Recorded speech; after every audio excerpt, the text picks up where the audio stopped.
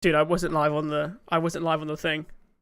Okay, I'm now. Were you not? No. So YouTube works a little bit differently. Right. Let's just pretend that we haven't been talking for the last 5 minutes about Star Wars stuff.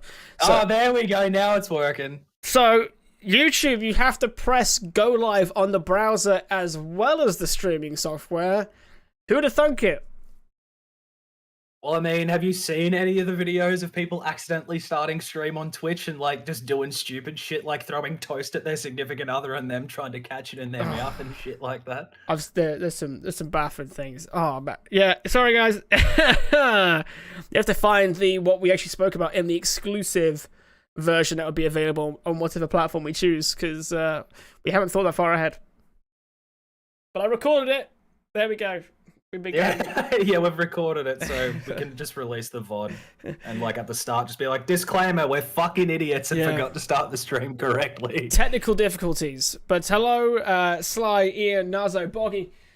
Hope we're all doing well. But no, okay.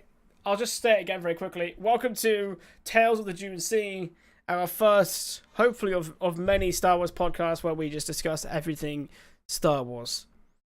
And today we'd like to talk about, well, for one of the title, Kenobi. A myriad of things. And many things, because we haven't spoken, well, me and Trav haven't spoken in a long time about anything Star Wars, which is ironic. Like, we actually took, like, what was it, like 20 minutes before stream to actually have a chat about shit.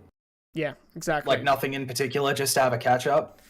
And then we ended up talking about a lot of Star Wars, because we both love Star Wars. So, yeah. But yeah, we'll quickly just cover the what 5 minutes that we... I was just about to say, like, to give you guys the cliff notes, what we actually were discussing before, you know, we found out that Sam didn't hit the go live button on both things, was we were talking about Kenobi and how, like, there are little grievances that people, you know, are just like, oh, this and that doesn't make sense, like the lightsaber bouncing and Hayden and Obi-Wan, or Hayden and Ewan not made to look younger in that one scene. And then, what was it you brought up, the third sister's betrayal, a few people are a bit upset about, and then I was pointing out that it's not really a betrayal of sorts, it's more of a case of, at least I think that it was a case of she joined the Inquisitorius purely to, you know, try and kill Vader. For slaughtering the only thing I think, I wouldn't say betrayal. I think a lot of people saw her turning. For me, when I theorized that she was going to turn, when she kept saying, "I'll get what I deserve" all the time, it wasn't like get Grand Inquisitor, get all this. It was what I deserve. And I was like, yo, she wants revenge of some kind. She's probably going to be. Yeah, that's what that. Yeah, no, that's what led me to believe that it wasn't a case of, like, she liked being an Inquisitor to begin with and then decided, you know what, fuck it, I'm going to try and kill Vader. I think that was her objective to begin with. How many Jedi and other things has she done and killed and terrible things to get to this point? And that's what I'm wondering. Like, how, like, at what, she's definitely no longer Jedi. I think that goes without saying. She's definitely no longer a Jedi in my opinion. Oh, yeah, no, not by any stretch of the means. She was straight up a colossal fucking cunt. Yeah, but like, she's like chopping off limbs and stuff. Yeah, she straight up abandoned the Jedi way for revenge, which, you know, is not the Jedi way. But I don't think her objective was ever to kill the Jedi like Vader and Palpatine wanted. I reckon her sole objective was just revenge on Vader, and she was going to do anything to prove her loyalty to lower suspicion. But as we know with Vader, he's always fucking on top of that shit. But plus, there's literally a mummified youngling inside the fortress that she works in. It's next level dark, and she passes that every single day. She does all this instead of like helping existing Jedi. She's like, oh, I know, I have to just kill Vader. And it's one thing like her somehow surviving once from being stabbed, and somehow as a youngling being able to use the dark side to, like, revenge does wonders for the will to live, as the Grand Inquisitor says. In my opinion, when she like lets go, she like puts a lightsaber down, everything like that. That's probably when her character should have died. She's no longer fueled by the dark side, no longer fueled by rage. She was stabbed probably 3 hours ago. Yeah, that's That is a fair point, but something tells me that she didn't let go of all of her rage or all of her hate, whatever negative emotion it was keeping her going. Because like that was the thing with Darth Sion in KOTOR, was that the only reason he didn't die, regardless of how many times he was stabbed, cut, brutally fucking attacked, he was just like, no, mate, pain keeps me alive. You can't kill me if I fucking embrace the pain. But if you're if you're no longer a part of that, then that's the like I didn't like the early criticism that Reva the character got, and I didn't like any of the criticism the actress got, Moses Ingram. She did a fantastic job of the role, though. Like, I don't understand why she got so much criticism. God knows. Well, she was clearly a character. It was clearly a character that was written for us to hate. Oh, and yeah. The fact that she made us hate that character means she did her job to a T and perfect. What's like? Look at Ahsoka. Like when she first appeared, she was designed to like annoy the hell out of us, and she is really annoying in the film, and a couple of. That was mainly poor writing, though. No, was it intentional though? Because by the end of it, we love her because she slowly like grows up because she's basically like a teenager, and teenagers are annoying. I haven't got out my annoying face yet, personally. The thing I have read is like there were a lot of nuances to Ahsoka's character that were absolutely just crap. And when Dave Filoni actually started dipping his hand into the creative, like into the writing pool and making sure everything went the way he wanted it to go, Ahsoka changed. Like if you watch Ahsoka in like the first few episodes and then see her in the following 5 or 6 episodes, she's completely different in nuances and mannerisms and like a lot less, typical teenage sass bullshit. I think the first 4 episodes, if I recall correctly, the film is also just the first couple episodes that she was even written in. They just put it together into a film, weirdly enough.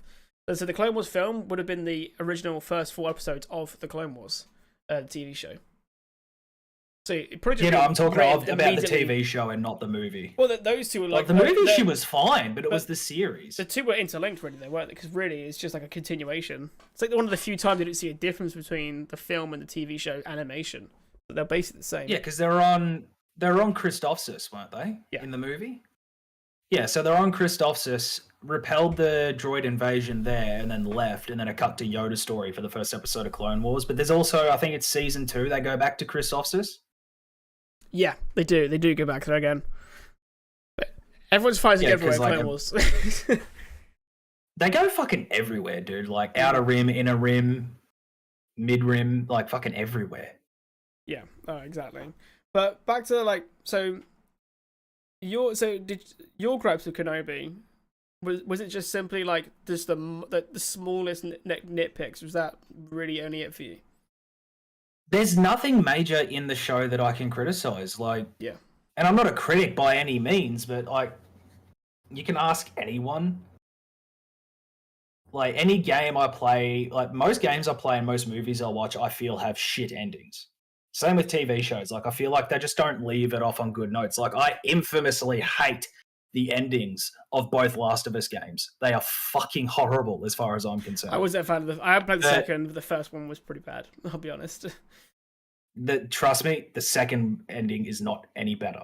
Cool, nice. But yeah, no, other than a few nitpicks, like they did it from start to finish pretty damn well, wrapped it up nicely, and left it open to a second season. Yeah. No, I which agree. I'm hoping they do, because the first season was so good. Or did you? But the thing is, I was like, they've basically wrapped up the whole Kenobi Vader thing, which was the whole point of the show. Well, I guess the whole point of the show was just to show Kenobi after Revenge of the Sith.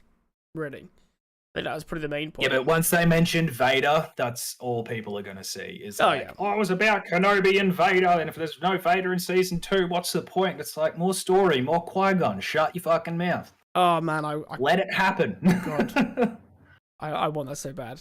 But they originally wrote the what's it called? The show to be a film, 3 films, and the first season. I'm glad they didn't do films out of it. Well, the first season that we got was film 1, but obviously they added more things. I personally don't care about if there's any filler episodes. I like more Star Wars, so I'll take even if it is filler. Like let's say when they go to the Inquisitor base and rescue Leia a second time, I am all for it just because I get more Star Wars.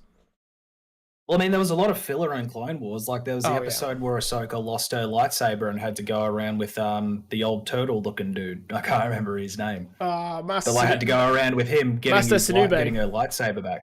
That's the one. Which is ironic because he's trying to get her lightsaber back. He's in the Inquisitor's base in that same episode. I know. I saw that and I was like, no, Sunube, man. Because he's old, man. Somebody didn't survive. His old ass isn't going to be one of them. But no, it's. Dude, I was so upset at that. But because like I hated him to begin with. Like he was just so annoying. But then after he like does the little slip, like the little fucking cheeky slip at the last bit of that episode, I was like, okay, this dude's fucking good. Yeah, he just like the living definition of slow and steady. Oh yeah, well he looks like a fucking turtle. So yeah, of course, turtle in the hair, you know. But I think if I didn't really have any like major gripes with the series. Like again, small things where you're like that could have been done differently, like just like minor touch-ups, but they're not like game changing for me. The only one thing I actually would have changed was Reva when she went to the homestead. In no way. Which one was Reva? Reva. Which one's Reva again? I can't remember. The third sister, Inquisitor. Oh, the third sister, yeah. I didn't understand the whole point of like going to the homestead trying to kill Luke. If she wants to carry that kind of revenge, I get it, but in no way, shape, or form should Uncle Owen and I can't remember what the aunt's name is now. Aunt Beru. Beru, thank you. In no way should either of them survive an Inquisitor. I don't care how injured she is. She has the Force and a lightsaber. And you could say she isn't trying to kill them. She like forces him out the way, but the whole like, we'll have this fight and everything. But she's fully intending on killing this kid until the very end. I mean, she's like, what the hell am I doing? In my opinion, when they say let's go out to the Dune Sea and wait for help, if they just went out to the Dune Sea and then Reva's like in the homestead, just sat there, and that's when Kenobi gets back, huge. I think you can have that whole like talking scene and stuff, but it's just. I don't know. I don't know what everyone else's opinion on this is, but having the whole like fight between her and Uncle and Auntie is just a bit. Like, yeah, you can like make that argument of like she could have just straight up killed them, but then that's when you would get everyone out of the woodwork going, why'd you fucking kill them? They need to be in episode 4. Oh yeah, exactly. But that's the whole point. But you just don't put yourself in that situation in the first place. Like for me, like.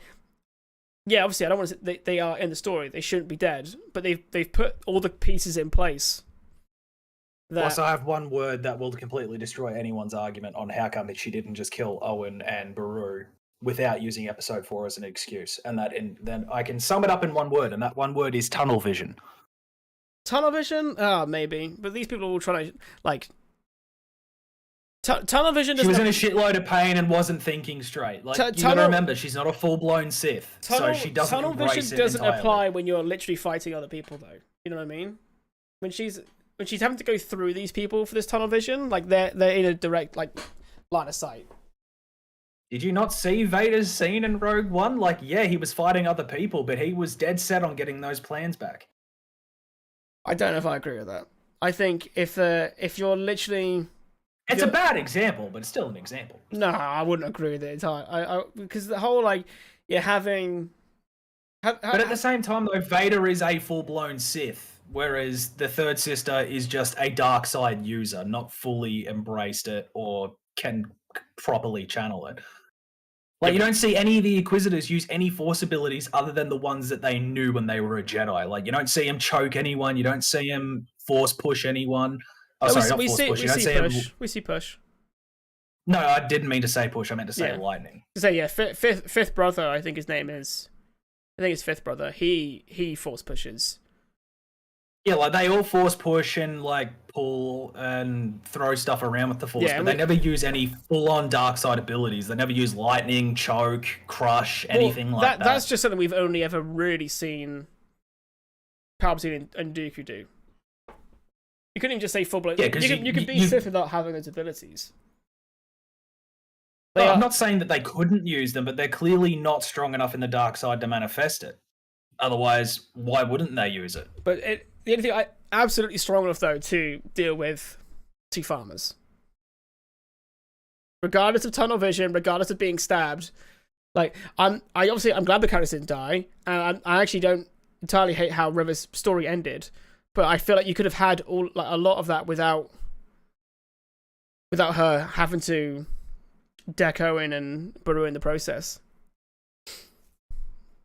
I mean, I guess it's just a scene for filler, maybe. Yeah. I don't know. Like, it's definitely not a necessary piece of story that needed to be in the show, but it was good nonetheless. Yeah, it's all right. It's again. Padded the character out a little bit. Got her to go through like a little bit of a redemption thing.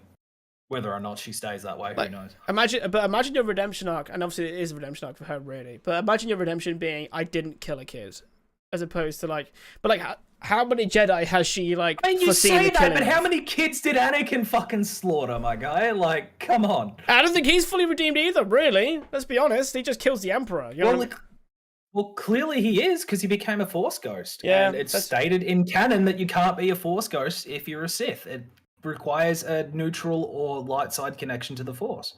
But being redeemed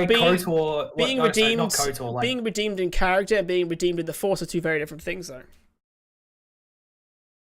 The Force will know if you're no longer in the dark side, but let's say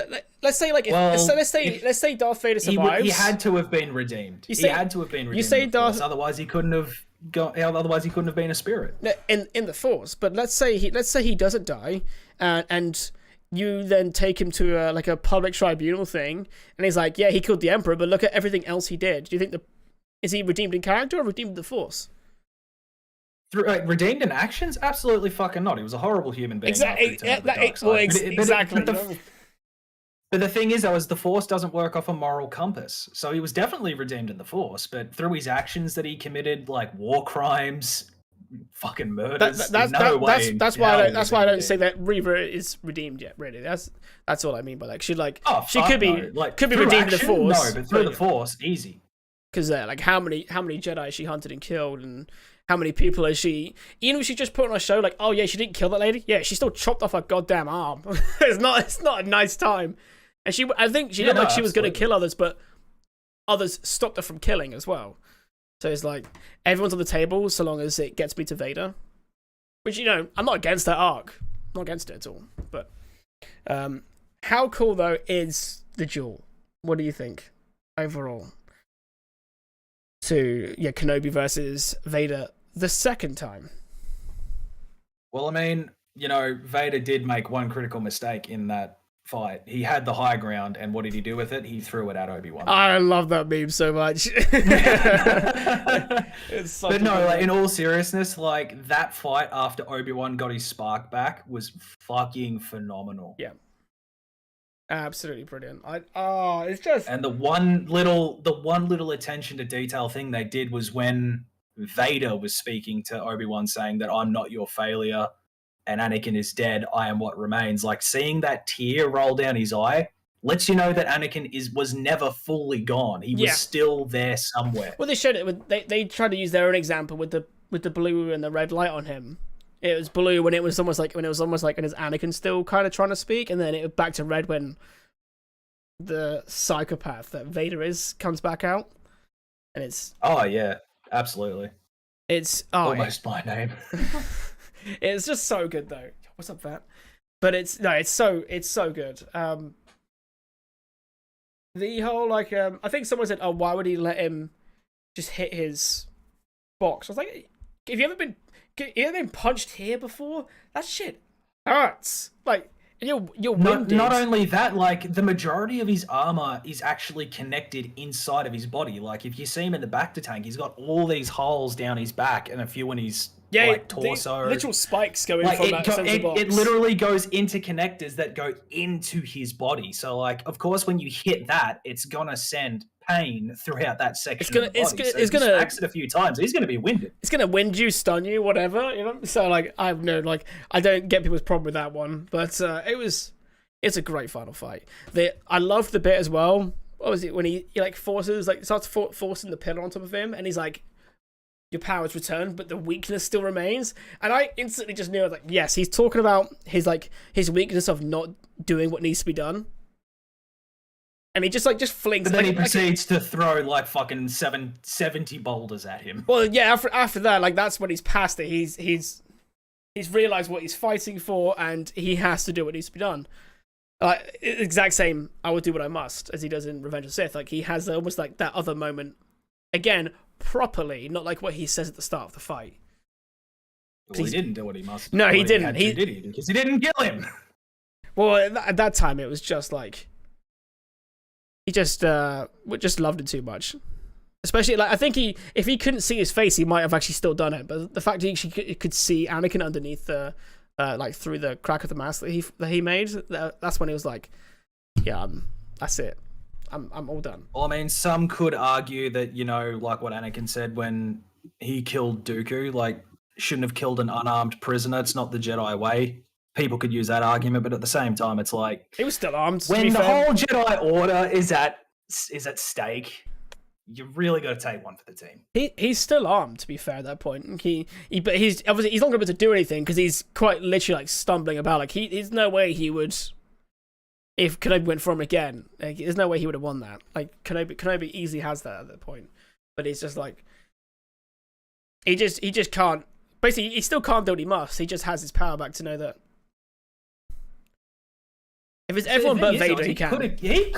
He easily could have fucking killed Vader then, but he just decided not to. Yeah, do you know that some people were saying how, and I'm not going to make this a show about what people have said, but to address like what others have said when it comes to how could Kenobi even beat Vader? Vader in his current state is so much weaker than Anakin at the end of Revenge of the Sith in quite a few ways. Like, he goes back, so all the cybernetic enhancements that Vader has on him is literally designed to limit him because Emperor Palpatine doesn't want him to get too powerful. Being powerful enough to surpass him. To get past him. So he purposely limits him. So one thing, he's not going to be at least a minimum, not any stronger than he was at the end of Revenge of the Sith, at least at this point. So he's definitely going to be back just a little bit more because he's physically restricted on his movements. Like his whole fighting style has changed. And whether or not it's confirmed in like comics or TV, like in comics, books, or anything like that, I'm like the movie Revenge of the Sith leads us to believe that he wanted Vader to usurp him at some stage. Because when he's fighting Yoda, he says Lord Vader will become more powerful than either of us. So something tells me that because we knew from the start he wanted Anakin as his apprentice to become Darth Vader. Because someone's going to carry on the Sith, whether Anakin kills him and whether Anakin was to kill him and to take on an apprentice or whatever. But after he became like mutilated from Kenobi and the lava on Mustafar, it was a case of, well, now he's fucking useless. I got to find someone else, but for now he'll do. That's the vibe I got from it. I think he actually probably intended to take over Anakin's body eventually.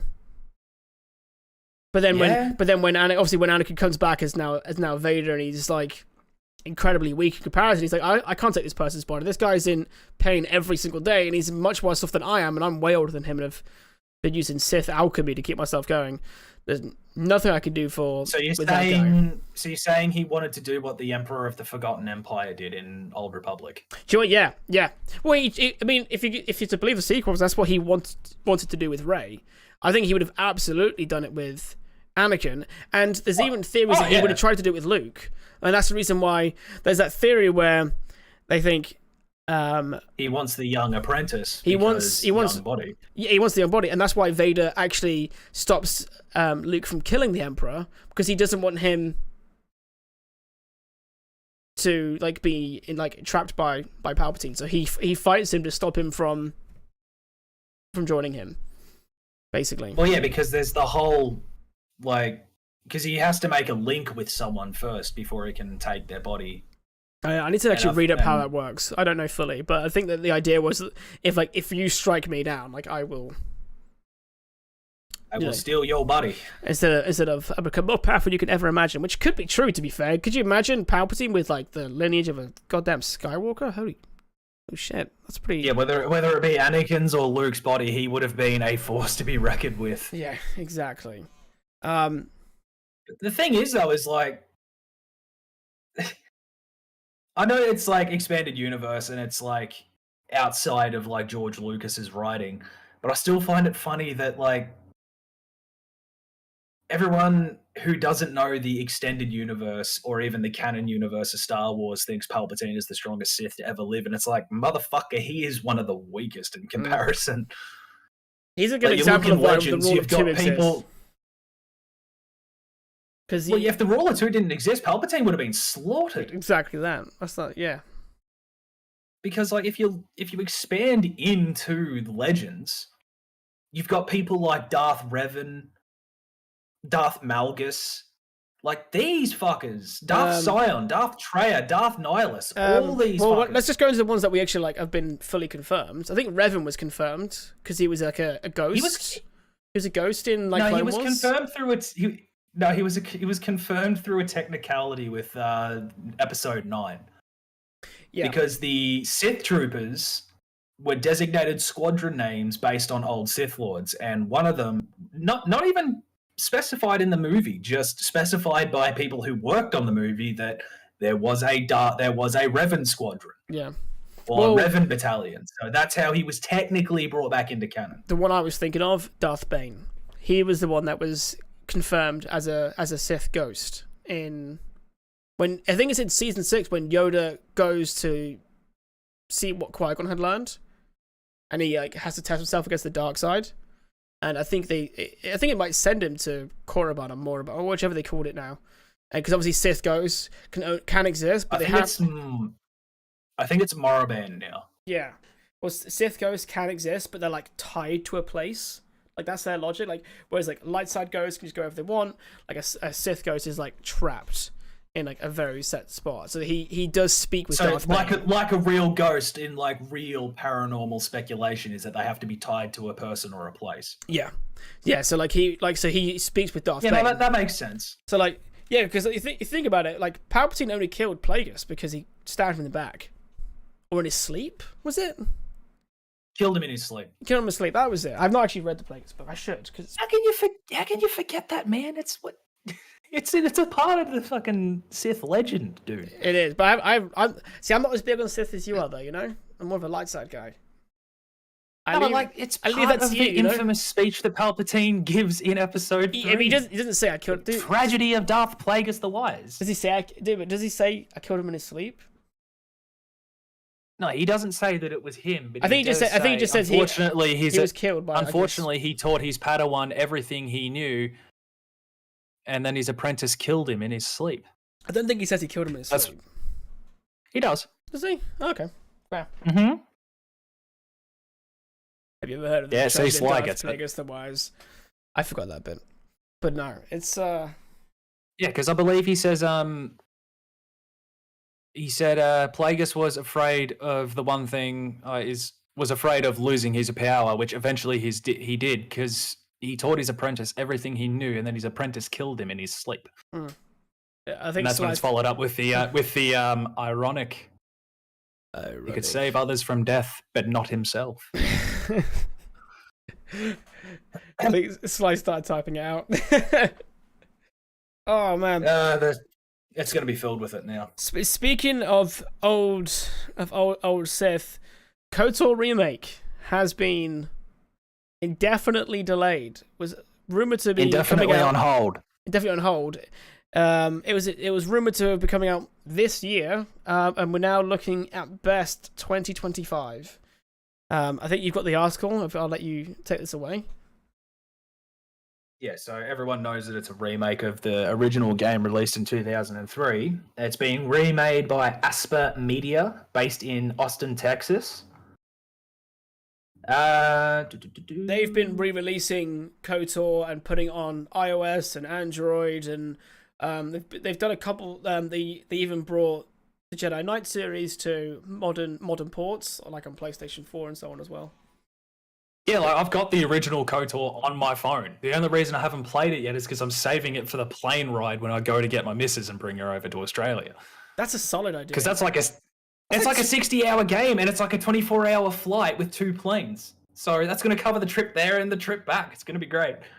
Nice. I like But that. yeah, with the KOTOR remake, basically what happened is members, a part of Asper, who were working on it, produced a playable demo and presented it to people at Lucasfilm and Sony to show them that they were on track and that they were happy with it. And 2 people, a part of the team, were sacked, like fired from their jobs because the project. I think it was the project lead was like, "Yeah, no, we weren't happy with this. Why did you do that?" And they haven't offered any comment as to why they were sacked. But one of them was like, "It was a shock, to be sure. Like, we didn't expect it to happen." Yeah, but yeah, now they're saying a more realistic target is now 2025, which I think is fucking shit, man. Like, why would you sack 2 of the people that are working on this project and clearly have the most knowledge of it and giving yourself a 3-year delay? You've already been working on the game for 3 years. Do you really want to make this a 10-year project like Doom 2016? Well, some games have a long time in development. You know, you look at any Zelda game in the last 10 years, and they've all taken on average 5 to 6 years. Breath of the Wild is coming up to like 6 or 7, I think, at this point. But Doom 2016 started development in 2006. Yeah.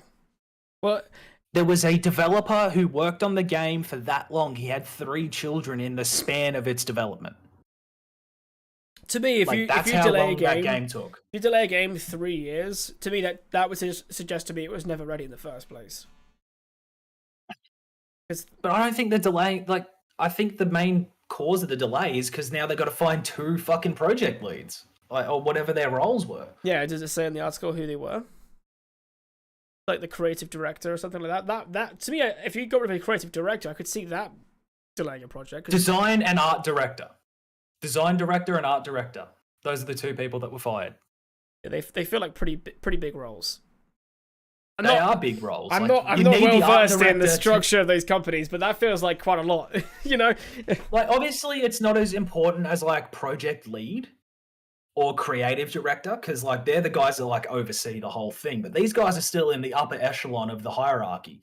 Yeah. Like, so you kick these guys out, and it's like, well, now you got 2 big fucking roles that you got to fill, which is going to add on to that delay time. Because if they kept them there, the delay still probably would have happened, but it probably wouldn't take 3 years. No. But they fucked it. Yeah. It's one of those things where Here I was thinking that Capital Games was fucking dumb. But here, like, it's one of those things where I'm glad I'm not going to get an unfinished game, because I shouldn't, I can't give any company shit for delaying a game. Delaying games is good if it's for releasing us a finished product. The only time when I get a bit funny is like, well, to me, with the reveal trailer they made, I feel like they were just told to just reveal something, like anything. So they just did that short thing. Because to be fair, that was a cool scene. I lost my mind when I saw Revan in that beautiful Unreal 5. Revan in it. You give me anything with Revan in it, and I will nut on the wall. Like, I was ready to go as soon as I heard Bastilla's voice. I was like, yes, why am I hearing Bastilla's voice? What's going on? And then it's like, boom, Revan. Amazing. That along with Quantum Dreams game. And then I think both of those games have been bloody delayed as well. I think both, like, they revealed 2 Star Wars games on that I think it was a Sony State of Play or something. I think it was during a Sony event. The thing is, I don't know how I feel about the other Star Wars game, because it doesn't look like a typical, like, adventure game like every other Star Wars game has been. It looks more like a Telltale sort of game. I think it's going to be more of an action-adventure game, because Quantic Dream usually specialize in, they made Detroit Become Human. And that's what they made before. But this was, I think, for them, a very much, I could be wrong, but it was very much different from what they made before. They were like, yeah, this is going to be like our action-adventure game, I think. Yeah, but if it's anything like Detroit Become Human, then I'm probably not going to play it, because that play style of game has never interested me. Like, I tried playing Beyond Two Souls. I couldn't get into it. I got halfway through it and went, all right, I'll pick this back up tomorrow, and then never touched it again. It's just not a kind of game I like playing. I quite enjoyed Detroit Become Human. I can't replay it several times to see all the different endings. I'll probably beat it once and then look up how things went for other people. That's what YouTube's for, man. Yeah, exactly. Like, I'm not going to beat the game 7 times over unless I'm completely captivated by it, which, if it's Star Wars, I probably would, let's face it. You might not. I will, because, it's just who I am. Also, Slice, well, I don't think it was... the Quantic Dream game was delayed. It was just revealed insanely early, and it was always going to be about 2025. I mean, that's how you build up hype. You just give a small teaser for it. Like, didn't we get a teaser for Elder Scrolls 6 like a year ago, and it's still not going to be out for like another 5? Bethesda don't count. They're on the. It fucking counts. They're too busy focusing on their iOS release for Skyrim at this point, probably. You know what I mean? It's or on the Samsung smart fridge. I think was that the meme? Man, the fridge. No, they're still updating the Alexa one. It's a bit buggy. That's it, yeah. But no, it sucks that it's delayed, but I get it. But at the same time, though, the last 5 years have been the best 5 years in Star Wars releases. Period. Like whether it be games or TV. Yeah. Because we got the sequel trilogy, which could have been a lot better, but at the same time wasn't unwatchable. Like you've got films that are unwatchable, it doesn't fall into that category. No. It's great cinema. And then it's we great finally started getting more Star Wars. Yeah, exactly. Like then we had the first DICE Star Wars Battlefront, which was who cares about that? Didn't even have a campaign. I'll be honest, I quite enjoyed the online for it, but only because I played with friends. I think the online is not what you buy a Star Wars game for, though. Tell that to EA when they made Squadrons, though. Squadrons has a campaign. It does, but it was never intended. The Squadrons was always intended as a fancy tutorial. I think they even said that as well. The predominant main. But at least they released a story with that. You know what I mean? Like yeah, that can be replayed. But I think they could have probably put more effort into that campaign because it's not. I don't think it was ever fully intended to keep you captured. It's got a season, like not a season pass. It's got like some kind of like battle pass equivalent, or a progression system where you just gotta grind and play lots of online. But then they announced like a month after they released the game, like, oh yeah, we have no intention of supporting this game. So then everyone stopped playing it, and then 3 months later they released the B-Wing and the TIE Defender, and they're like, hey, why did everyone stop playing the game? It's because everyone thought, oh, that's it, I've got no more content, I'm going to play till I'm bored, I'm going to stop playing. The thing is, though, is like, I hadn't shit on Battlefront 1 for not having a campaign, but that's not even the thing that I'm angry about. The thing that I'm angry about is like a lot of game devs are making these games multiplayer only. Like Black Ops 4 was a big fucking no-no as well. Is they're releasing these games with only multiplayer, no main campaign, and they still have the audacity to charge us full price for it. Like $80 US. That's the default standard. It's like, if I'm paying $80 US for this fucking game, I expect more than just a fucking multiplayer.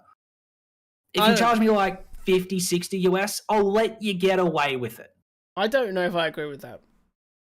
If you're charging me full price for a game that how do you judge the game's worth? By the content it provides, and multiplayer is just the same old shit, rinse and repeat. It doesn't have any fucking gameplay loop whatsoever. Here's an example, right? I've put 10 hours into the Battlefront 2 campaign, roughly. I've put 650 hours into the multiplayer. Yeah, so you're definitely getting your money's worth out of it, but at the same time, I don't agree with valuing a game by hours, but if someone's playing a game for hundreds of hours, playing them, because you can't play a campaign for hundreds of hours, and if you do, it's over many years. Because no, you judge it by the content you get, and if all you're getting is a multiplayer mode, which is the same shit every 15, 20 minutes, then it's not a game that's worth $80. No fucking way. It's like, dude, I got angry when I bought Star Wars The Force Unleashed 2 for half price at $50 Australian. I was fucking angry that I got that game at $50 for a 6-hour campaign. It was a very short campaign. It was. If I got it for $20, I probably wouldn't have cared. But a 6-hour campaign for $50? Fuck right off. Sly says they teased Elder Scrolls 6 in 2019 and they hadn't even started developing the game yet. Yeah, no, because it was just like a fucking pre-rendered nature fucking pan shot. That's all it was. At least though with KOTOR, at least they'd already been making the game for a little bit before they went, haha, Revan. You know what I mean? So, yeah, no, absolutely. Like, but, if you're gonna like throw out a fucking 10-second teaser for a game that you've already been working on for a few years, and like, okay, cool, I know it's coming soon. Yeah, I don't have to judge. But they shot themselves. But I don't know how you judge a game's worth. I'm not upset if a game only I'm not upset if a game doesn't always provide me a campaign. I like campaigns because I like to play them, and I love Star Wars campaigns because it's more Star Wars stories. But in the end of the day, I judge a game's worth based on the content you're given, and if you're only given a single multiplayer experience that has maybe like 3 to 4 game modes that lose their fun over a few hours, I ain't paying full price for that. It's the reason to this day I have not bought Black Ops 4. Loses their fun to who though? For you personally, you lose your fun. So for you, it's not worth that purchase. But for how many people who'd rather play multiplayer games endlessly? Oh, don't get me wrong. I put like 600 hours into Battlefront 2's campaign as well. Not campaign, into its multiplayer. So if that game had released without a campaign, would you have not thought it was worth the price? Not what I paid for it. Fuck no. See, I put so many hours into it. I feel like I judge it worth it compared to everything else as well we play. Because the campaign, I'm not gonna lie, the campaign wasn't that great for Battlefront 2. There's one cool, there's one mission that I really enjoy. There's one mission that I actually enjoy, and that's where he plays Luke. It's because we see one of our best versions of Luke in that one. They're like, "Why did you help me?" Because you asked. I fucking love that. That's such a good line. It's such a Luke line, and they captured it really well. Oh yeah, absolutely. But like, just when it comes to games and what they're worth, I feel like that if you're gonna release a game with a multiplayer mode that is just the same shit every 20 minutes. But that's the whole point of online, though, is that the players you play against, the people you play with, they alter your experience because don't get me wrong, it also depends on the series as well, because like Call of Duty, like I mentioned before with Black Ops 4, every COD game has always had a campaign. Whether or not you play COD for the campaign does not matter. But then when you release a COD game without a campaign and release it for the exact same price as every previous iteration for less content, that's a dick move in anyone's book. I don't give a fuck what you say. Same price. Everything going up in price in general in life, but games costs haven't really. They're starting to now with the next gen. But how long have has the price of a full standard game been the same, despite the fact that everything in life has gone up? Well, you got to yell at the US for that because that's where most of these game devs are from. But like, look at so many things go up in price, but the games kind of had a standard price they would be at. I mean, it hasn't really changed. It's because none of the stuff that is involved with world trading was ever, affected in any way, shape, or form to the point where they had to increase prices to recoup costs. Staffing, electricity, marketing budgets. Do you know nowadays they almost some game studios have to put as much money into marketing than they do budgeting the creation of the game now. Like the way we market and make games is so much different in the past, I think. And I think I've heard. Well, that would depend on the publisher, wouldn't it? Because that would. Well, look at Call of Duty. How much effort do you think they go into marketing their game? You'd say they're COD. Everyone knows who they are, but I bet they don't take that approach to marketing. They release these games yearly. You need to know it's coming out, and they want you to buy it. Yeah, the last few fucking releases they've done are just absolute dog shit when it comes to their marketing. Vanguard was also not a very good game, I'll be honest, but that's not the point.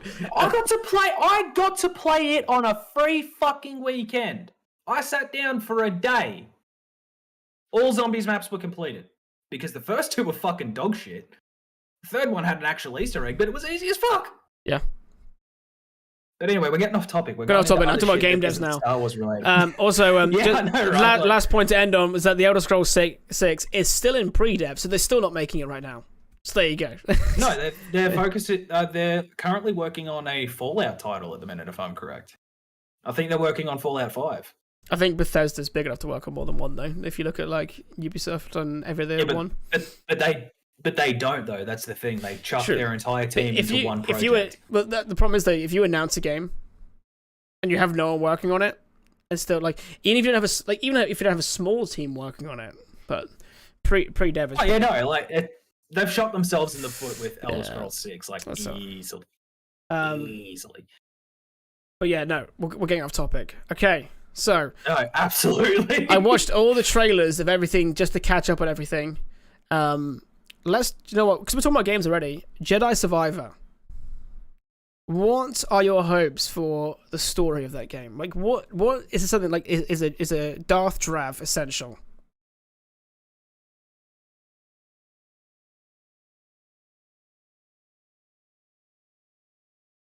We need more context and backstory into the Night Sister that joined us at the end of Fallen Order. Merrin was great. Because they did basically nothing to her character other than a little bit of talking between her and Cal before you fight double lightsaber motherfucker, whatever his name was. I can't remember. Taron Malicos.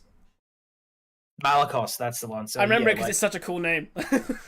they had like a little heart-to-heart before you fight Malicos. She joined in on the fight, which made it really fucking cool to see her like help you out by throwing shit at him. Yeah. Basically just bullying the fucking edgy kid. And then she saves your life when you're escaping the fortress underwater. But then other than that, they didn't really expand much into her character. No. So I'm hoping we get a lot more out of her through Jedi Survivor, especially since she was on the ship and she didn't say anything about going back to Dathomir. So hopefully she's a main character in Survivor and we get to learn a lot more about her, because that would be really fucking cool considering she's the last of her kind. Yeah. Well, the thing I don't get as well, because I watched the trailer for Survivor, I was wondering how they're going to cover it, and they're like, it's like, why do you lead if they won't follow? And it shows like an empty mantis, which is obviously the ship. So I do wonder what they're going to do with that. If they are going to do away with most of the crew, some of the crew, I want to know where they'll take it, and I really want to know who that Jedi is inside that Bacta tank. I'll say the Drav. If it is a Jedi. Yeah, even if it is a Jedi, I have a feeling it is, because it may be. And it could be any Jedi, really, because it's someone it could be the dude in BB-8 recordings. It could be someone who got injured in one of the battles, put in a Bacta tank, and by the sounds of it, the ship crashed and everyone just forgot about him, because you're not going to think about killing the Jedi when he's literally in a Bacta tank and then your ship crashes. You're going to think, oh yeah, his Bacta tank perfectly survived and he's still been kept alive. I said dark theory. I don't think it'll happen. I would love for it to happen. That somehow it's Cypher DS. I think he's on a crash Venator, which pretty rules that one out entirely because Venators weren't a thing then. But if Venators weren't manufactured until Clone Wars. No, until Attack of the Clones. Well, actually, no, they had Venators in Attack of the Clones. Yeah. So that means they must have been that means the Jedi must have, or the Republic in general must have had warships. So it could have been a thing, maybe.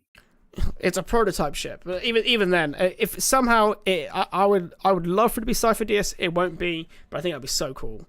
Like him. I don't know how it would be either, because they found Cypher DS's ship that crashed in the Clone Wars, and it was on like a desert planet.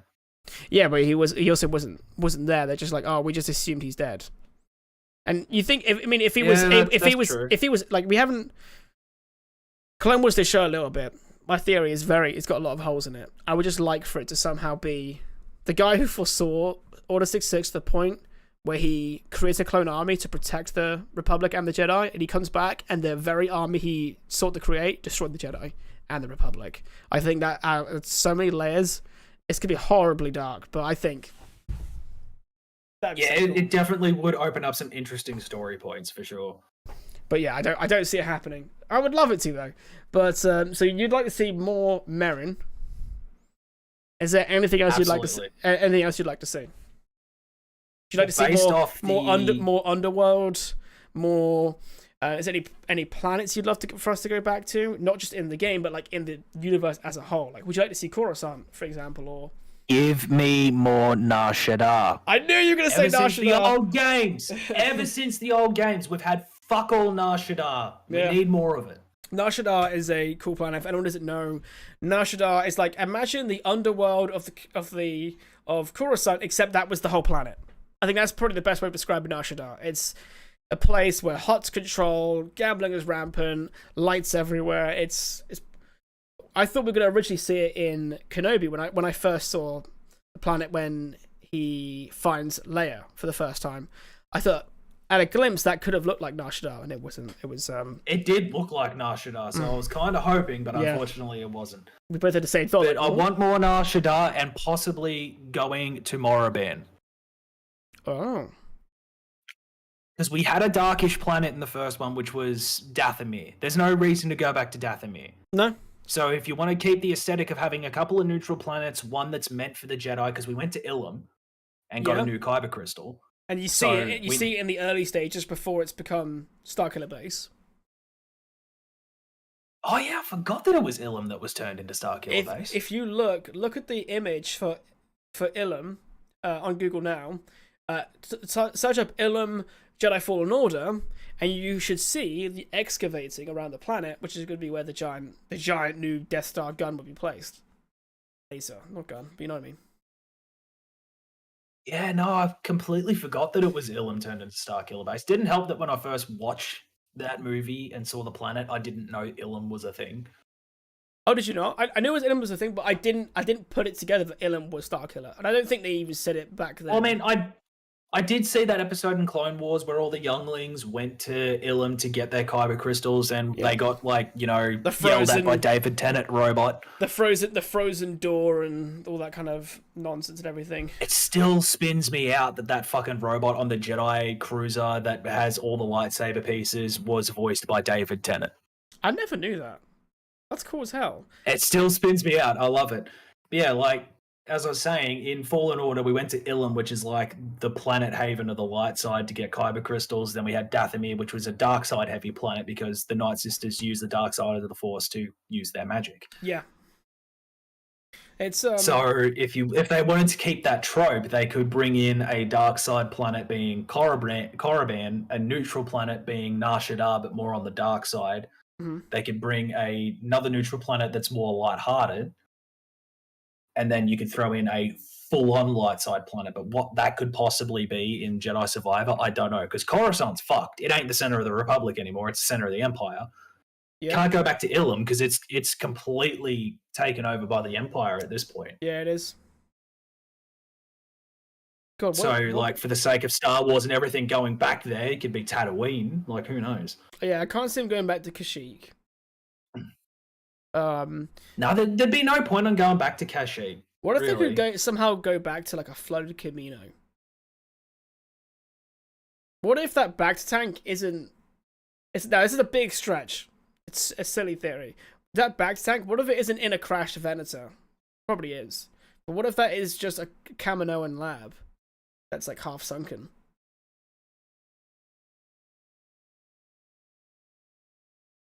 The thing is, though, is when would Jedi Survivor be based? It's 5 years after. I think it's 5 years after Fallen Order, I think. And Fallen Order's easily 10 years after. I think Order Survivor's 66. Well, let's find out. But when is Fallen Order set? Let's have a look. Because either way, in both games, Camino would have been destroyed and flooded. It's not saying. So, Star Wars Fallen Order takes place in the year 14 BBY, or Battle Before Yavin. So it's 14 years before. So that means Survivor would pick up at 9 BBY. So it's 9 years before New Hope. Which would put it almost around... and the destruction of Camino happened within a year after the Empire took over. Not even... That's what I mean, within the first few months. That's what I mean, half sunk, just abandoned, derelict. Yeah, but what reason would they have to go to Camino? There's no clones in the series. They wouldn't really have a reason to go there. They show they show some clones obviously in Fallen Order, and what I think is probably one of the most heart-wrenching scenes in that entire game is when they show Cal Kestis like Joro Tapal's death. Yeah, Jar Paul's death, showing him like being chummy with the clones, high-fiving, conversations, just showing what they were like before the chip took over. And like, and then all of a sudden, kill the fuckers. Yeah, literally. But no, I have a lot of hope, Survivor. I think that of all the games that have come out in the era, and obviously I've played a lot of Battlefront 2, but when I look back at games that actually like properly mean something, Fallen Order is probably one of the best things that EA has come out with. Was the Old Republic before Disney bought? Those were all BioWare games. They're all considered Legend now. Is the Old Republic still considered Legend? Bar a few characters, yeah. Oh, that's interesting. I'm actually currently reading the Kenobi book, the Legends one, just so I can see. I think the Legends book happens before the show, but I want to watch it to see if like I see anything that they've set up in that one. Because I remember the author, he came out and said that the show worked with his book in a way. It was interesting. Well, it is always good to hear that directors and writers for these new films are like reading older material and trying to incorporate some of the older stuff back into the current canon, because we all know how pissed off everyone was when everything in Legends was made Legends and kicked out of canon. Yeah, it's one of those things where now I think nowadays that's just given them so much scope to just do what the hell they want in the TV shows and movies. So I kind of get the idea of doing that, because I think what they do now, I think Filoni's even come out and said this. He's like, yeah, if they what we do is, we'll check and see if someone's done an expanded universe on this, and we'll just take pieces that we want from that. So they've recanonized a lot, like Thrawn. He was. Oh yeah, like Thrawn was a heavy character in Legends. Like, heavy character in Legends. Such a predominant. He had a very predominant presence in Legends, and then to see him come back in. Granted, I didn't even know who he was until I saw him in Rebels, but after like doing a bit of reading up on him, I was like, you know what? With him being such a predominant character in Legends, thankfully they brought him back. Yeah, because he is such a good character. Yeah, absolutely. If they never brought him back, I would have been so upset. Yeah, I agree. And yes, we can do an intermission, dude. I sent that so you didn't have to read it out. That's all right. It's been an hour already. We probably got at least. Oh, well, until you want to go sleep. That's probably what's going to end up happening. Dude, I'm still wide awake, and I'm still wide awake, and I'm probably in an hour. This isn't good. Well, dude, most podcasts go for like 4 hours per episode. So you ain't wrong there, dude. You ain't not wrong there, Dan. And we've got like what is it? We've covered Kenobi, and we've covered Jedi Survivor and the KOTOR remake. We've still got Andor, Book of Boba Fett, Mando, and Bad Batch to talk about, and 2 small topics that I'm going to bring up and not let you know about until I bring them up. Exactly. Anyway, and if anyone's looking forward to what's coming up, everything that Dravian just said. We're going to quick intermission. I'll be right back, and I'll see you guys just in a little bit.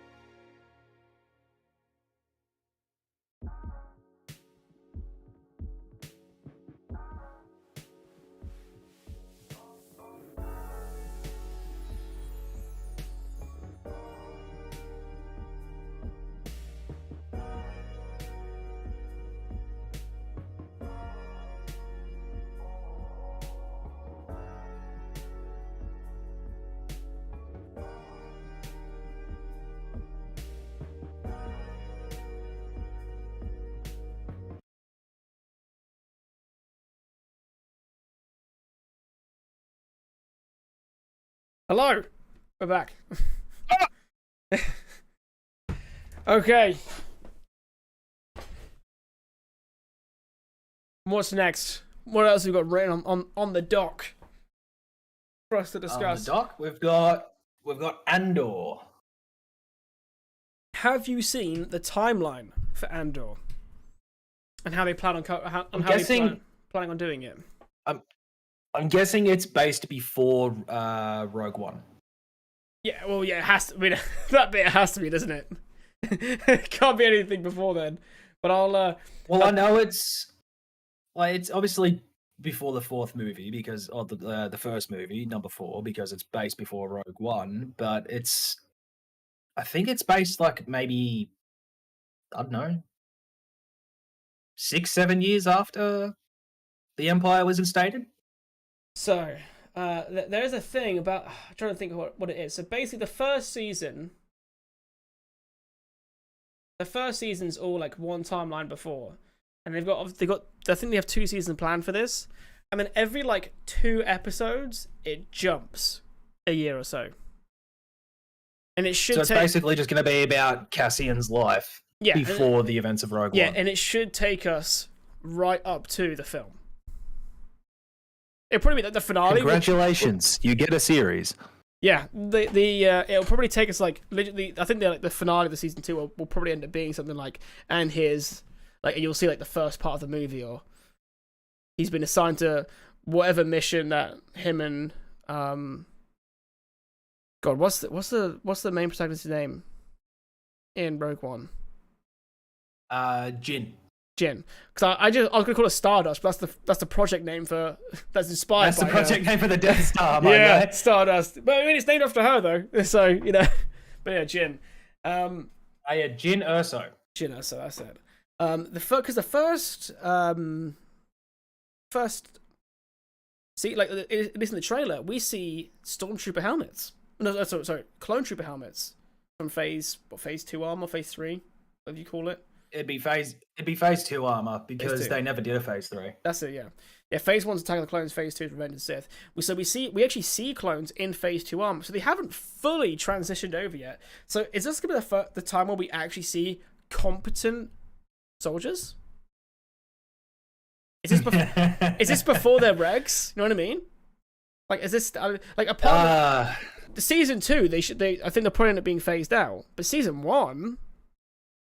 You just made me think of like the the ultimate lie ever told in Star Wars, the most ultimate lie, and that's Obi-Wan saying that only Imperial troopers are this precise. Well, is that when people think that it was actually Boba that went to the homestead? That's another theory, because they're like, and no disintegration, like implying that he did that to the homestead people, to Owen and Beru. Well, no, if it was a disintegration, there wouldn't even be flaming corpses. Yeah, but that's what people think, though, isn't it? They're like, no disintegration. So they think it's that's what some people say anyway. I think it might have just been because Boba may have had a weapon similar to Mando's that can disintegrate anything it shoots. I love that weapon. It's so cool. Yeah, rest in peace, those Jawas. I feel bad for the little hairy fuckers were vaporized. But yeah, what do you think about the idea of us seeing actual competent, like potentially competent soldiers in the line of Star Wars, like soldiers that can actually hit their shots? Scary. It's going to be scary because, Cassian's not going to have a blind man with a stick to save his ass this time. No, he's not. But it's like the whole idea of like so much about Stormtrooper, like even the helmet. You got like Rex in, which is one of my favorite, and I remember you like this moment a lot as well, where he's wearing the Stormtrooper helmet. I can't see. And so he throws the helmet at someone, and then he just headshots, just instantly hits like 3 or 4 people in a row, like just all lines up perfectly, just implying the helmet is what makes me so bad. So if we get like troopers who are both clones and in the good armor, are we actually going to see a terrifying, well-organized empire that isn't just like looks good from the considering distance? The clones are the fuckers that gunned down the Jedi, like. And some of them were fighting back when they gunned them down, and they still won. Yeah, exactly. Stormtroopers couldn't even stop a smuggler in a fucking farm boy in a fucking walking rug. Is that what they call it? Is it a walking carpet? I think, is that what she calls him? Yeah, get this walking carpet out of my way. Yeah. Oh, here you go. The Ambon pulse rifle is one of the coolest non-lightsaber weapons in Star Wars today. Don't at me. I've got a kind of. Any kind of slug rifle is my favorite, purely because the Mandalorian's logic when fighting Jedi was like, oh, you can deflect blasters, then take this buckshot. There's actually a whole comic about when Obi-Wan and Qui-Gon went to a planet that had kinetic weapons. And they I think I told you about that, or you had already read it, and I brought it up, and we had a discussion about it, because that is still my favorite comic series of Star Wars so far. They tried to deflect it on this planet. Yeah, and it just threw fucking metal, molten metal into their body, and they were like, all right, let's get the fuck out of here. We can't do anything. Mm-hmm. Also, Ambien pulse rifle. I don't think I've ever heard of that weapon before. The Ambon, Amban. Oh, that's the name of Mando's rifle. Yeah, the one that disintegrates. The one that showed up one time in a cartoon. So they brought it back in the show, and they're like, "Hey, look!" They're like, "Look, George, look at this," and they're like, "Yeah, cool." It's like, "Yeah, I made it as a throwaway weapon, and now it's like a staple again in Star Wars, which is great." What was the weapon that was brought up in Rebels that was used against Zeb's people? Oh, it's the because it was that was also a disintegration weapon. It's like the staff of the royal guard of the Lasat people. No. There was a crate of weapons that they seized, and when Zeb saw them, he freaked out because they were weapons that work like the M rifle that disintegrate things. Oh, they're the ones that it was used to people. wipe out the majority of the. Yeah. No, but it was used against the Lasat, so that's why Zeb freaked out about it. I don't know what weapon that was. Because there was a set that there's another disintegrating weapon that was designed by what's her name? Sabine. Oh, that one was technically not a disintegration weapon. It was an electric weapon that caused disintegration. You say tomato, I say tomato, you know. But yeah, no, I know what you mean. Same shit, different bucket. Yeah. In the end, it gets results. We're still left with a pile of ash at the end of it, you know, like. Yeah, no. Well, actually, not entirely, because the Mandalorian armor survives. The armor survives. The Beskar armor does not get broken down. I think even the Stormtrooper armor survives in that, though. Because it was like tuned for Stormtrooper armor. It's attuned for Beskar or Durasteel, whatever armor it is that they use in the Clone Wars, because not everyone has Beskar armor on Mandalore because it's such a scarce resource. Either way. So whether it's Durasteel or Beskar, I'm not sure. Yeah. Well, at the end of the episode, she tweaks it, doesn't it? So it works on the Empire. So even when she confronts the weapon again, she tweaks it to work on plastisteel, which is what Stormtrooper armor is made out of. But it originally targeted Durasteel / Beskar. Yeah. Because I'm pretty sure Durasteel was like a mixture of like it was an alloy of Beskar, like it was Beskar mixed with something else. So with Andor, if there was any hope, because obviously the planets you want to see, I'm assuming the planets you want to see in Survivor are planets you want to see just in general. I don't see us ever getting anything like Nar Shaddaa on Andor. I know that this is going to be like the underworldy, like spy rebellion, but I feel like they're just going to be in places where the Empire is really strong. And because we don't know anything about Nar Shaddaa anymore, before it was just a Hutt-controlled planet. Is it still a Hutt-controlled planet? I'm assuming so. So will we... I wonder what planets they'll take us to. Not dead. We know that. We know the Hutt cartel's not dead because, like, just because Jabba's dead doesn't mean the Hutts don't still exist. Oh yeah. I mean, we'll look at Boba Fett. We know that because of Boba Fett alone. That but in the period that Andor is going to be released, like in the time period Andor is going to be released, Jabba is still going to be alive because it's at the start of the Empire, and Jabba dies right before the Empire falls. Well, but plus we know that the Hutts are like a multiple, like families. They're like the mafia bosses. Yeah, they have it. Yeah, it's basically. I reckon that's what the Hutt cartel was built off of. Was like the 5 main fucking mafia families that ran America. Yeah, they're pretty based on like that the as well. 70s. Yeah. Yeah, well, because there's always the age-old argument of like Star Wars is racist as shit because they gave the trade federations like stereotypical Japanese accents and they manufacture electronics and like all that shit. And it's like you're reading too much into it, dude. God knows. I actually never heard that before. I'll be honest, but have you not? No, I've never actually heard that before. Like, there's people that also are like it's racist because the Sand People are like basically anyone from the Middle East because they're all covered in rags and stuff. Well, that one I'd say is different because the Tuskens, like that just makes sense to cover up in a desert, you know. Yeah, but like people will do anything to like try and boycott anything these days, and like this was before like boycotting became like a thing too. Yeah. Well, one place I would like to see again, and it might work in Andor. I want to see Naboo again. I love Naboo. Love that planet. Naboo is such a beautiful planet. It's a place I could go on holiday to, and it's Italy. I literally could just go there. I could go to Lake Como, where Anakin and Padme marry. But like, oh man, I need to. I actually want to see more Alderaan. Alderaan. Because I think the first time we actually ever saw Alderaan properly was in Kenobi. Yeah. Correct me if I'm wrong, because I'm not sure. Well, originally, the first time we would have seen it actually would have been The Old Republic. But obviously that was then made no longer canon. But first time in TV and anything else, did we ever get a glimpse of Alderaan? No, we wouldn't have. We wouldn't have, because they already got... No, I don't think we did, because they were never really involved. Only the Old Republic had it.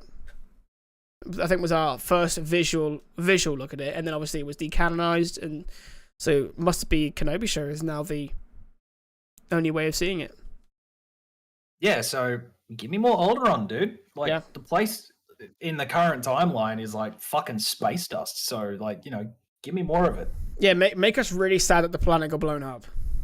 I already kind of wish when I saw Alderaan before, I was like, oh man, that place is so cool, and it doesn't exist in Star Wars anymore. Feels bad.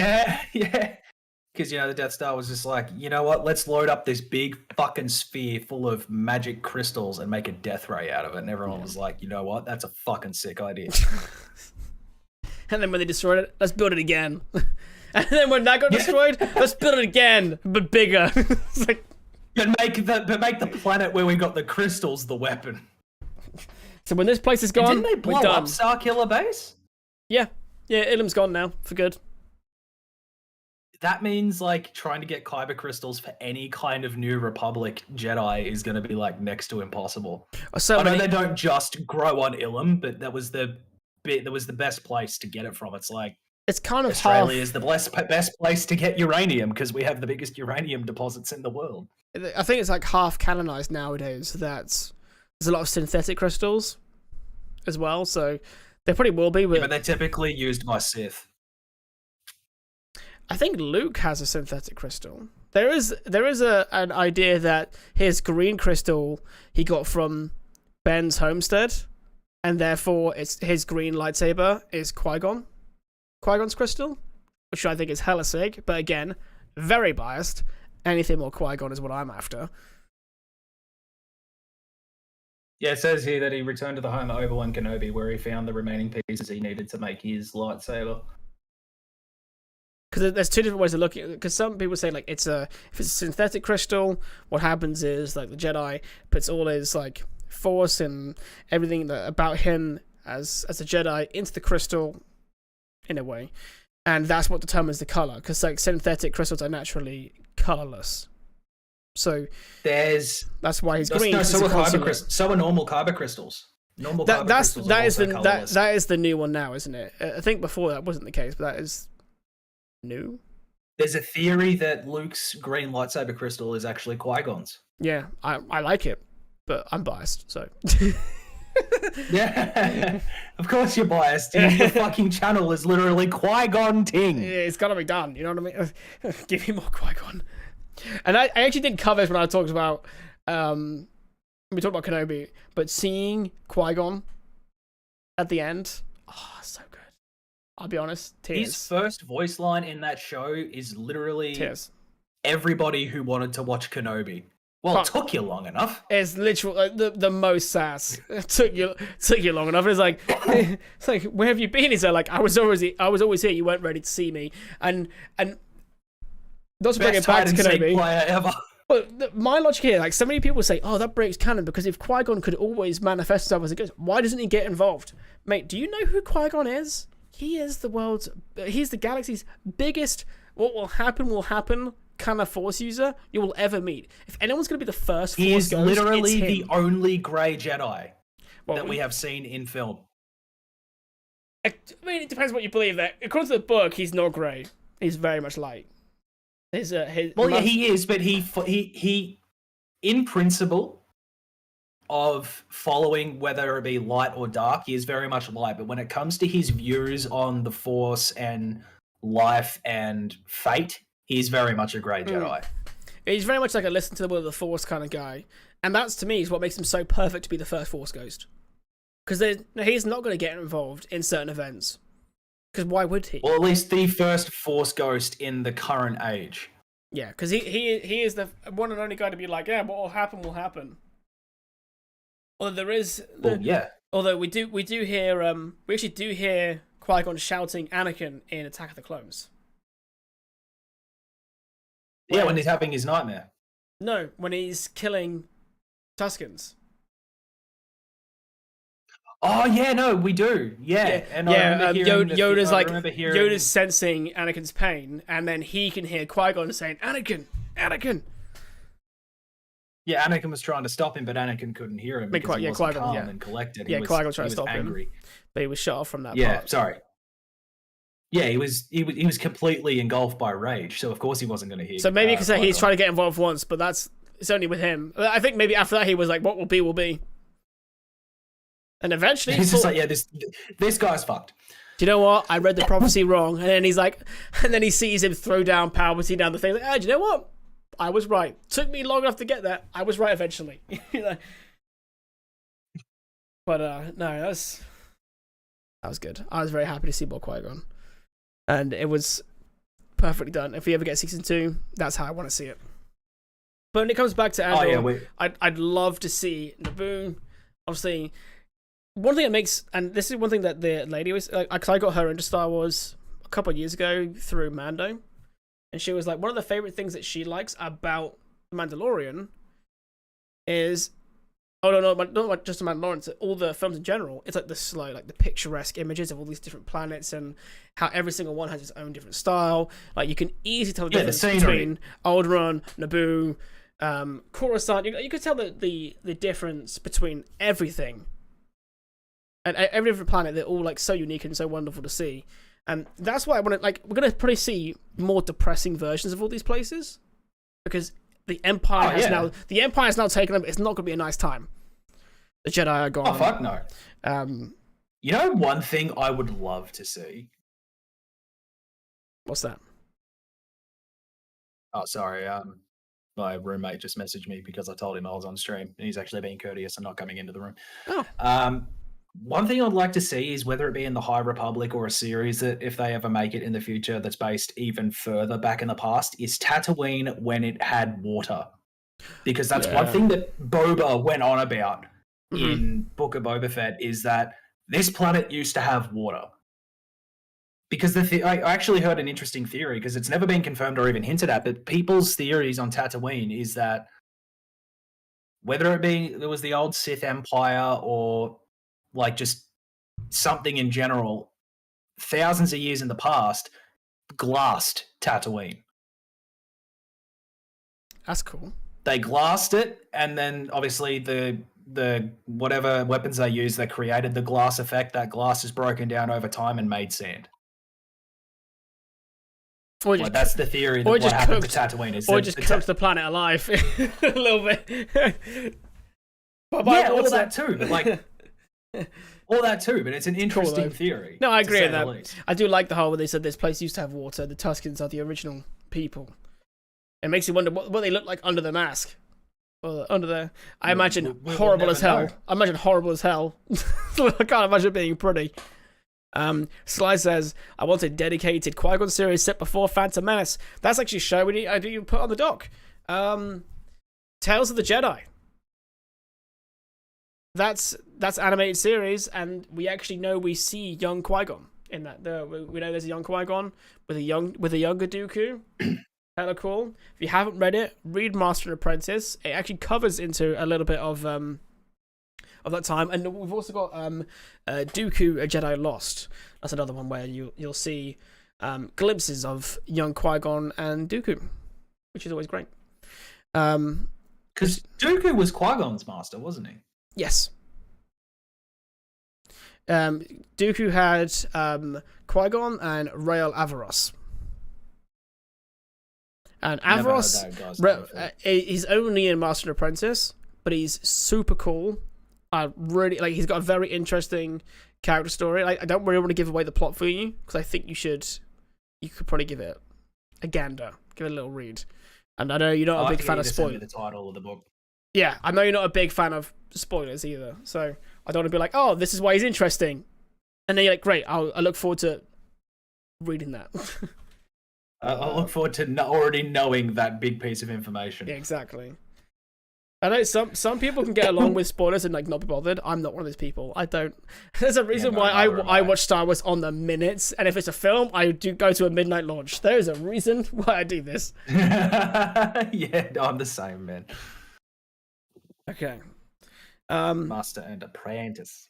So with Andor, I just eagerly await for it. I don't know really have much more to say about it, but Cassian was a cool character in the films. I look forward to seeing more Star Wars, more planets, just more everything. That is a universe that I think we both really enjoy. I don't try and read too much into things. I probably will start reading more into them now that we are doing this. But I like to keep myself. I don't like to know leaks. One thing I don't like to know is leaks. I try and avoid them. Unless it's just a leak of a trailer that you were going to watch anyway. Yeah, like the fact that like Star Wars Celebration, I'm going to next year because it's in the UK. But I really don't like how the way I had to watch the trailers. Just real quick, Star Wars Celebration is in UK next year. London. Fuck you. Gotta be done. But no, we've not. Actually, I don't think London's had it yet. Could be wrong. When are they bringing it to Australia, mate? There's not enough people over there. That's the problem there. It's making everyone fly out to Australia is the issue. It's like, hey, I hope you get your own Star Wars celebration. That would be good because you should. I mean, it doesn't help that Australia is like fucking God knows how far away from everywhere. Like the next stop is the moon. So there's not many places close. Like, I mean, yeah, I'll go to Australia, and it's like, yeah, enjoy your 14-hour flight.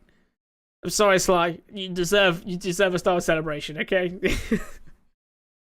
they might since we haven't really got much to. Yeah, since we haven't got a lot to say about Andor, since we don't have a lot to work off with Cassian and his backstory. Yeah. We'll have a lot to talk about season 2 when we've watched season 1, basically. What's your theory on what the Ahsoka show is going to be about?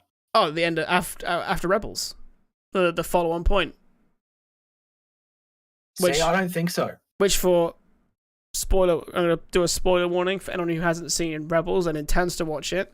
Obviously, with Rebels, it ends. Well, they do away with Thrawn in Ezra's what I think is a fucking magnificent finale. Send off. Oh yeah, no, Rebels is ending. So phenomenal. So well done. It time skips to after Return of the Jedi, and then like time to find Ezra. And obviously that's so. I wonder how much of that they're going to show with Ahsoka. Because it depends how far back they go. Because the bits of we've seen of Ahsoka so far, it might. Thing is though, is that scene from Rebels based after or before Mandalorian? I think we know it's right after Return of the Jedi, so it'd be before Mandalorian. Well, then if it's before Mandalorian, I reckon the Ahsoka show is going to take place after the Mandalorian, because when she fought that chick with the Beskar spear, the question she asked is, where is Admiral Thrawn? That's true. So does it follow on from Mandalorian? Because obviously she's a bit all over the place. We see her in Boba. She's gone to see Luke. We see her in and it probably obviously admitted, but she obviously has that conversation where, hey, your dad trained me. Might be a cool moment to see. They could do a Book of Boba Fett thing where it plays in the current timeline, but they have flashbacks. Yeah, that's true. They could do it that way to cover both bases. A lot of people want flashbacks. A lot of people want flashbacks in anything that's Clone Wars, really. So they're eagerly awaiting things like. But it wouldn't be Clone Wars based. It would be after the end of Rebels based, because we've gotten plenty of Ahsoka from Clone Wars. Mm-hmm. Like, there's basically no gaps that need to be filled there. Yeah, I agree with that one. But yeah, you're right. Then it probably would be after. I actually forgot about that bit where she's like, "Where is Thrawn?" Could just be a small part of it where they. I can't see them just showing, "Oh, that she's gone there." It must be after, or at least they might. I hope it is, because like. People are wanting to know what the fuck happened to Ezra, what the fuck happened to Thrawn, and the fact that when Dave Filoni was asked about it at the recent Star Wars celebration, and he's just like, "No, yeah, they're in deep space." Yeah, tells me that he's hiding something because it's going to come up in some form of media, whether it be comic, book, TV show. Who knows? Well, it's with. Oh, I thought I was going to say. Damn it! With Ahsoka, this just goes to support my theory that we are actually just a living representation of the game Sims, and God just cancelled your move. He did, didn't he, motherfucker? That's right. Goes to the bathroom, cancels halfway. Actually, never mind. I'm gonna play games on my computer. It's basically the way it goes, isn't it? It'll come back to me. Damn it! I'm still alive. There's so much Star Wars to talk about, man. There's so much. Considering we wanted to do this podcast like what, a year ago? Yeah, I hear your thought and raise you nothing. God, 2022. That's great. That's my roommate, by the way. Thank you, Drav's roommate. Is he a dickhead? Yeah, we don't answer that. We both know it's true. Never mind. You don't need him. I live with him. That should answer the question. Oh, that's brilliant. Okay. Fuck, I've actually forgotten it fully. You've forgotten it fully. You make your point. You keep talking about things, and I'm gonna. Imagine speaking Wow, facts. imagine speaking facts. Oh, that's brilliant. I know, right?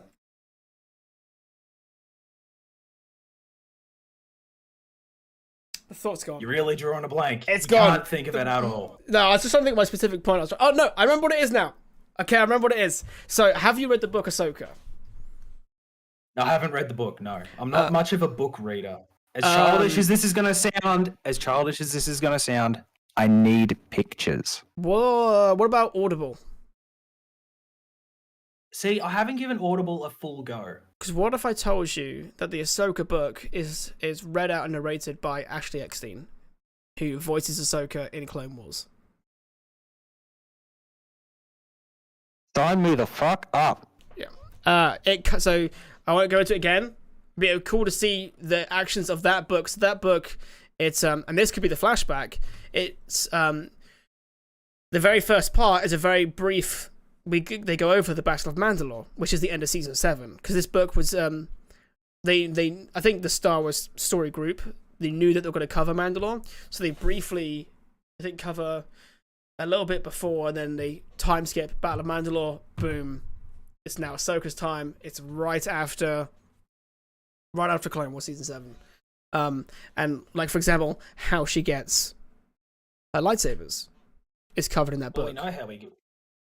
Well, I found out through a YouTuber. She killed an Inquisitor and took the crystals out of their lightsaber and cleansed them. Yeah, exactly that. Even I've made a video of this, but very late. I've only made 2. Exactly, I've only made like 3 videos, but one of them is about Ahsoka's white lightsabers. I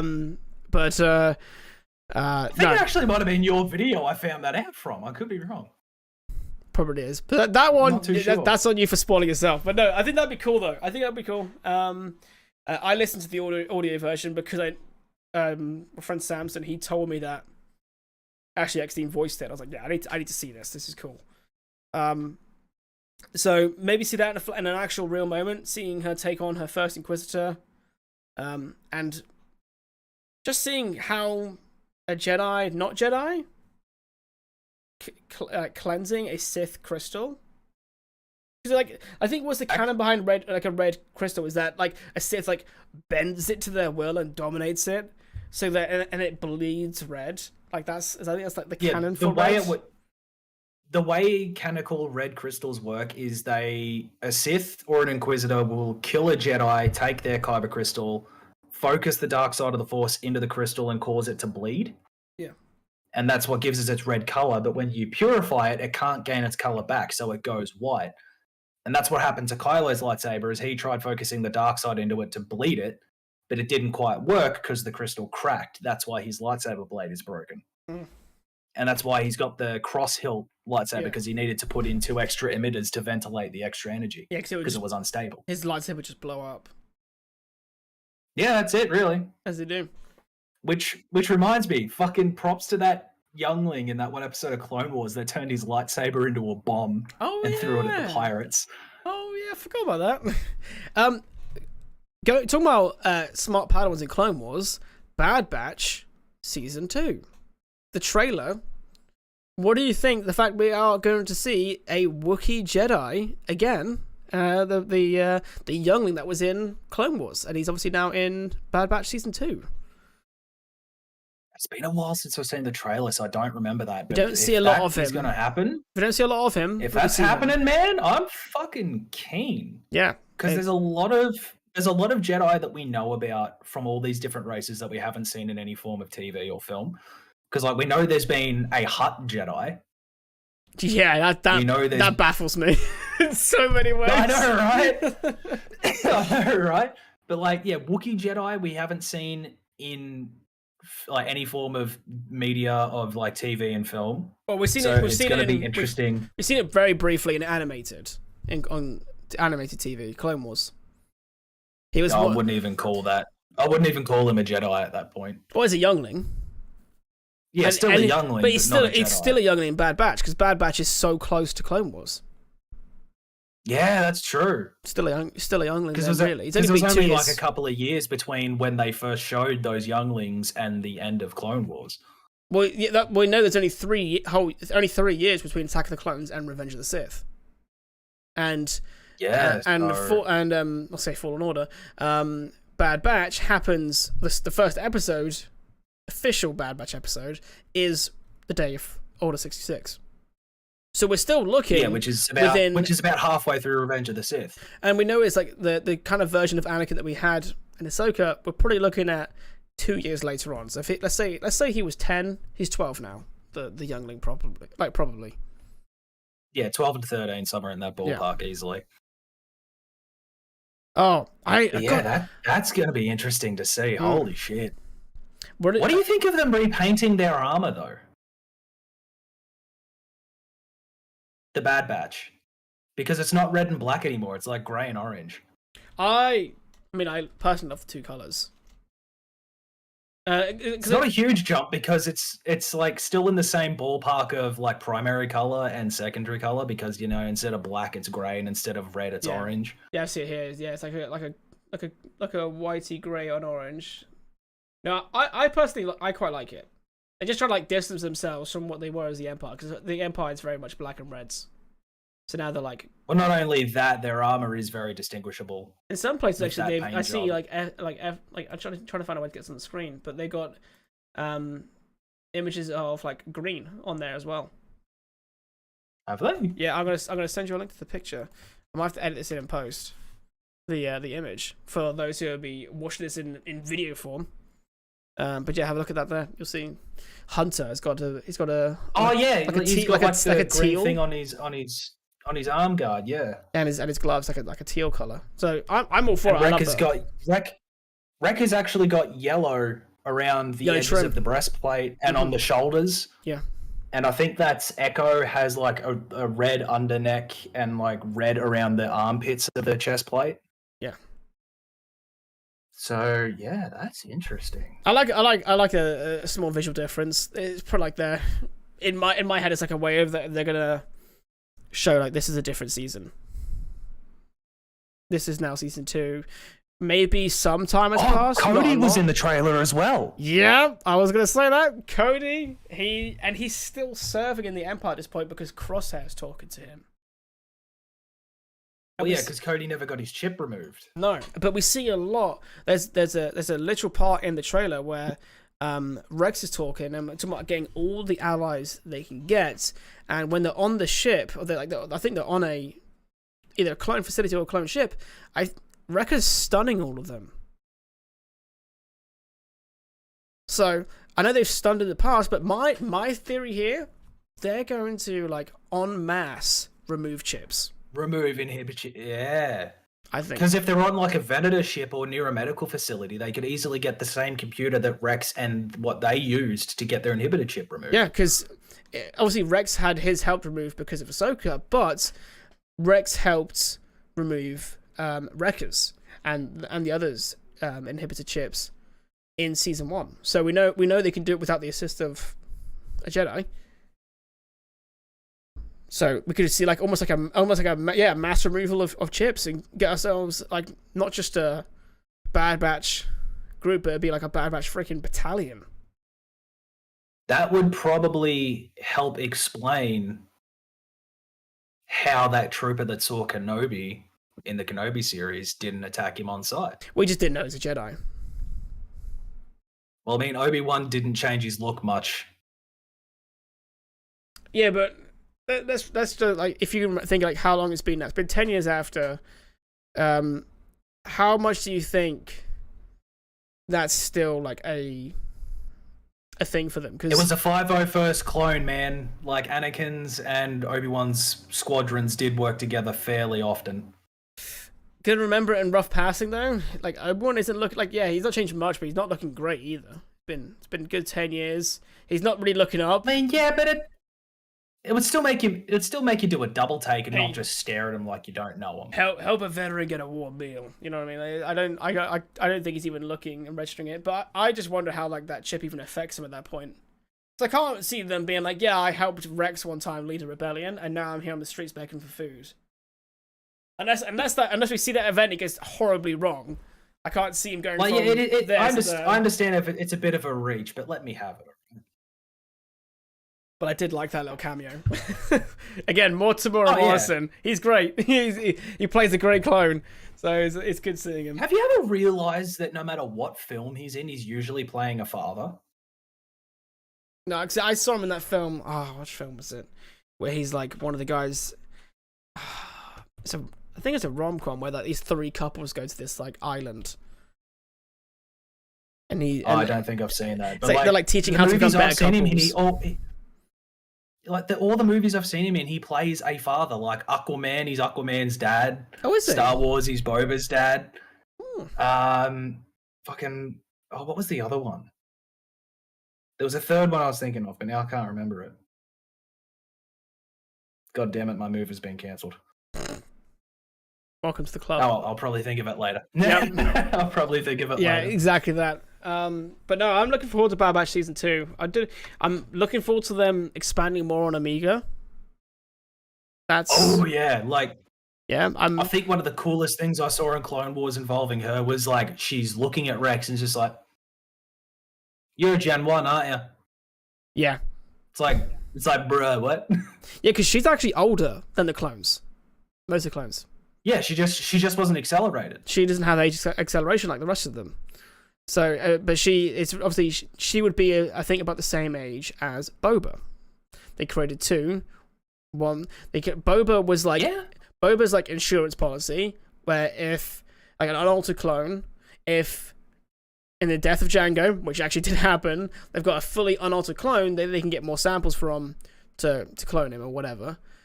That's not even why they did it. They only did that because that was Django's only request, other than the money, was to get an unaltered clone of himself. That's true.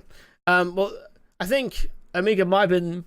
I think as I heard, Omega might have been their effort to get that one, but then Omega was not a boy. So they're like, I think she was the first. I think she was the first effective clone they had. You think so? I mean, I'm pretty sure I'm wrong, but it wouldn't surprise me. Yeah. But I am looking forward to seeing Omega get expanded more Rex, more Hunter. I actually really enjoy all of the Bad Batch crew, to be honest. I think they're all great. I still just love how they're named after 99. Like their squad, Clone Force 99, is named after 99. What's 99? What do you mean? 99's the defective clone on Camino. Oh, fucking hell, of course. Yeah. Oh, shit. How can you forget the most humble motherfucker in the entire show? I forgot about that scene. I mean, it's a very emotional scene when what happens. If you didn't cry when he died, then you're not a real human being. No, I know what you mean. I didn't even think about them called Clone Force 99. That's cool, though. You'd think they'd be active You before. never put that together? You'd think they'd be active before him, though. Maybe not. No, because Clone Force 99 were made specifically the way they were. Like, they weren't just defects that were thrown into a squad. They were made specifically. Really? They were engineered with differences to make it an extremely effective squad. So Hunter was made the way he was to become an expert tracker. Crosshair was like specifically modified the way he was to make him an expert marksman. Yeah. Tech to be obviously tech savvy and super smart. And Wrecker just to be fucking like 20 strength, 0 intellect. Yeah. And Echo just gets added after because his cybernetic enhancements just... Yeah, Echo just joined them because he fit in with them. He was no longer a reg. Yeah, he didn't fit in with the regs anymore. God, I couldn't even imagine him being with the regs with how he ends up. That by the way, that is still my favorite scene in fucking Bad Batch when they run into the two girls that helped Ahsoka in the Clone Wars. Yeah. It's like, we need a distraction. What we need is a distraction. Is there an Echo in here? Yes. What do you mean, yes? I'm Echo. Okay, Echo. I need to rewatch that. I've not actually watched Bad Batch for probably like 6 months now. I did start rewatching it. My dog's just... by far my favourite scene in the entire series. Just like, is there an Echo in here? Yes. My dog's at my door. 1 second. Yeah, you're all good, man. Fucking doggo interrupting stream. What is this shit?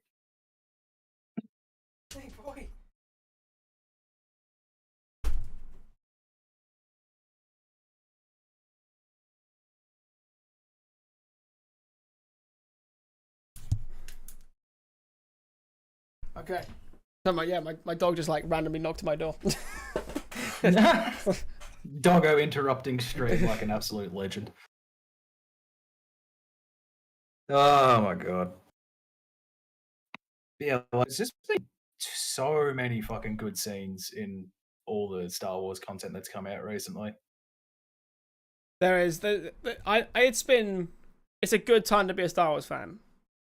Regardless of like my nitpicks or anything, like we've got so much to in the end of the day, like George Lucas just created a massive, giant, beautiful framework in which you can just have unlimited like horizons of just great things. Well, yeah, because like they're making a spin-off series about Cassian, the last character I expected to, have a spin-off. I think the reason why Cassian's got his own spin-off because he's around at a great timeline to cover. Yeah, that's true, because there's not a whole lot of story. Like, there's a lot of stories that you can tell during the rise of the Empire. Exactly. Like, we'd love to show. And shit. We'd love to show like a mainstream way that isn't animated of between, and like I was like, because Kenobi is doing his own little thing, and at this point, I think he's just hiding, suffering with his PTSD. Like, how do we experience the galaxy between Republic and Empire without bringing back one of the Jedi? It's like, oh, we made a film, Rogue One, and we talk about how Andor, he does that huge speech where I've been in this fight since I was a kid, and we're gonna probably see that, which he has been. So like he's a great character because obviously he's like right before, he is like literally right before New Hope. So we've got potentially, what was that, like 19 years worth of wiggle room. So plenty. Definitely, but obviously, definitely a lot of ground to play with. Well, we're getting 2 seasons, so that much we do know. First 12 episodes all will happen in the same year, and then after that, it's going to be like year 2, year 3, year 4. Basically every 2 years they skip a year, and it brings it all the way to the point where it gets to Rogue One. Yeah, but safe to say, fucking keen for Bad Batch season 2. It's gonna be good. Yeah, if anyone wants a spoiler alert and minor drabs general feelings about anything new Star Wars coming up, we're keen for it. We're keen to watch it, just to see what it is. Even if it's about even if something was like, hey, this is like a direct follow up from The Last Jedi or whatever, I'm still gonna watch it the second it comes out because I want to see what they do with it. Well, because there's a chance it can be good. Like, I don't understand why, like, something new is announced and people are already like, oh, I fucking hate it. It's a fucking stupid idea. It's like, how would you know? It's not even out yet. You haven't seen it. How can you formulate an opinion on something you haven't watched? The best explanation for Star Wars I've ever seen, and I saw Rahul post this. He says Rahul Kohli. He's in, like, Midnight Mass. He's hilarious and Brit. But he put up an analogy where Star Wars is like a restaurant. And you're not going to enjoy every dish, but collectively we all enjoy the one that we have. So like, yeah, you might not like... absolutely. You might not like prequels, but you like original trilogy. You might like both those. You like sequels. You might like sequels and not like the prequels. And in the day, like, Star Wars is just like a melting pot for you to pick things that you enjoy. And in the day, just be happy that we're all Star Wars fans and we all enjoy the same universe, even if it isn't the same piece of media. Yeah, no, absolutely. From someone who hasn't watched Star Wars content, but episode 4 through 6 and 1 through 3, seeing a lot of content that's being pumped out is good for it. Yeah, I mean, eerie, to speak to Drav's roommate, my lady, I tried to get to watch New Hope years ago, and she fell asleep through it. Because she just wasn't in the mood. She just watching it just to make me happy, because I was like, hey, you should watch Star Wars, because I'm absolutely mad for it. If you couldn't tell, just cover up all these things. And I got her into it through Mandalorian. If Mandalorian never existed, I would have never have gotten her into Star Wars. When I watched Mandalorian, because she was always concerned, and I think like a lot of people get concerned. There's so many films, so many TV shows. Where the hell do I start? I must have to start from the beginning.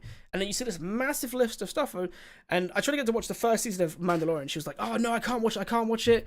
I'm not going to understand it because I've not seen the films. And I was like, you don't understand. Mandalorian, especially season 1, It's kind of treated on its own. If you know the nods to other planets, you know the nods, but it's by no means essential. So I got her into Mandalorian season 1, and she was like, "I'm in. Mandalorian is brilliant." So from there, we watched all of Mando, all of the films. I haven't got into the animated shows, but that's a stretch. Funnily enough, yeah, I've been asking my missus to watch the Star Wars films with me for the longest time. Mm-hmm. And I said, look, if you want to watch Star Wars, but you don't want to feel pressured into watching it, there's a really good series called The Mandalorian that we can watch. And it's not your typical Star Wars. It's not fucking mystical wizards with space swords. It's just a story based in the Star Wars universe. And she was like, all right, I'll give that a go when I'm ready for it, because I've learned with my missus not to ask repeatedly every single fucking day for something. Basically, like with any other human being on the face of the planet, just ask them once every couple of weeks. I just imagine it like years of Goo going, "Please watch Star Wars." She's like, "No, it's not. I don't want to watch it." You're like, "Please." Well, no, because my missus is very much one of those people that if you keep begging, like even asking once a day, she will just say no out of spite. And I don't blame her. I would do the same fucking thing. Yeah, I probably would too, actually. She finally agreed to watch a couple of episodes of Mando with me, and she really liked it. And she said, "Okay, I know you've explained to me that I don't need to know the movies to watch this show, but I'm happy to sit down and watch the movies at some point as well." And we're now up to episode 5. What did you do? 4, 5, 6? 1, 2, 3, 4, 5, 6? No, we're watching them in chronological order just so it makes sense. Cool. Yeah. Yeah, exactly that. Yeah, see, we both got our partners into Star Wars because if they hadn't put out Mandalorian, we probably both would be like never would have got them into it, because you got to convince someone to watch a film that's over 40 years old now, which for some people, like for me, it doesn't really matter too much because it's Star Wars. Dude, how many films from the 70s will I watch? Yeah, probably. Actually, no. Actually, no, not over 50. Because, 1978 or 77. A New Hope. 77. So in 5 more years, it'll be for 50. What I like is that when my dad went to watch the first film, New Hope, he watched it at the cinema. He was 24 years old, and when I went to watch the finale of the Skywalker saga, I was 24 years old. Wait, how old are you now? I'm 26 now. 27. 26. I think I was 23, sorry. I was 23. I turned 27 in 2 months. Right, so you're 2 years older than me because I'm 25 this year. Yeah. So it was like... And then my roommate, who's a fucking boomer, is 28. God, how do you live with that? Actually, I can't say that because my missus is 28 as well. It's right. She won't see this, and if she does, that's your problem, dude. No, she's watching. I sent her the link. She said she's going to linger in the background. I do not support Draven's comments. I'm sure you're a lovely person. 29, I'll have you know. Ouch. So you could say 29 and just fire some shots. Just pretend. You're not helping your case, you fucking flightless bird. But yeah, no, it's good that the Mandalorian exists and all the other TV shows, because obviously now we've watched Kenobi, watched Boba, watched Mando, and she just loves watching all that stuff. And well, actually, before we move on to Book of Boba, I need another quick break just to run to the loo, get another coffee, all that stuff. So go for it. Yeah. Once we get back, Book of Boba Fett, boys. And then after that, just a few miscellaneous topics to carry us on for another hour or so, and then we can just keep ranting until one of us goes, fuck it, we're ending it. Yeah, that'll probably be within the next hour or so, I'd say. Within the next hour. Because it's getting... I can't believe it's already 10 to 6. It's been... Is it actually? Yeah, it's 10 to 6. We've already been going for about 2 hours, dude. It's fine. We'll keep going until we're bored. Okay. Alright, guys, we've got a quick break. We'll be right back. Up.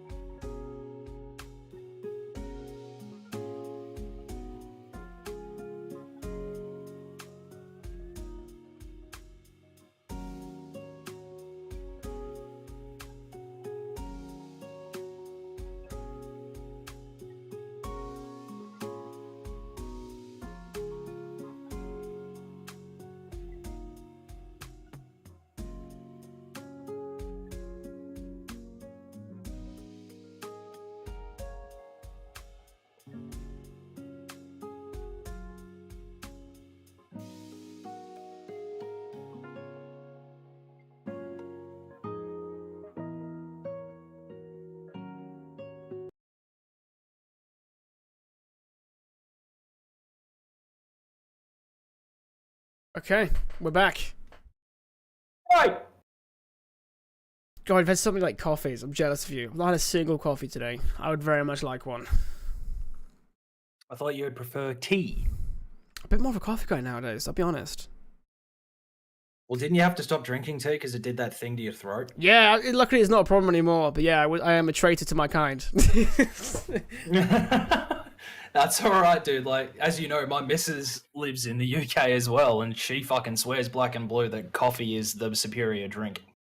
I'll drink much more tea than coffee still, but I will go out my way to buy a nice coffee. I will not go out my way to buy a nice tea. It's because iced tea tastes like shit. That's true. Doesn't matter if you like tea or not. Iced tea just tastes horrible. Oh, sorry, a nice tea, not a nice tea. But yeah, no, I agree. Oh, with that. nice tea. No, you gotta go with proper Yorkshire tea. Yorkshire? Yorkshire. You got the advert where Sean Beans that he stood there like, do it for Yorkshire. I love it. Completely unrelated to Star Wars, Stacey got me to watch that documentary on Jimmy Savile. Had no idea who he was. Found out how much of a cunt he was, though. Oh, we're not gonna go into that. That'll boost the rating, all right. Oh, yeah, we're not going into that because it's not Star Wars. I just thought I'd say, bad. you know what? I know who he is. I know who he is. I've not watched the documentary. It'll make me incredibly uncomfortable because yeah, he's real bad. Iced coffee gang. The missus loves an iced coffee. So, yeah. I would. Iced coffee's good. I don't mind it. I don't have them too often, but yeah. Okay. What's next? Book of Boba Fett, season 2. What did you think to season 1? Dude, he literally rode a fucking Rancor. Pretty powerful. How can I not like it? That's true. What do you... That and he was just an absolute beast. What was your favorite episode of Book of Boba?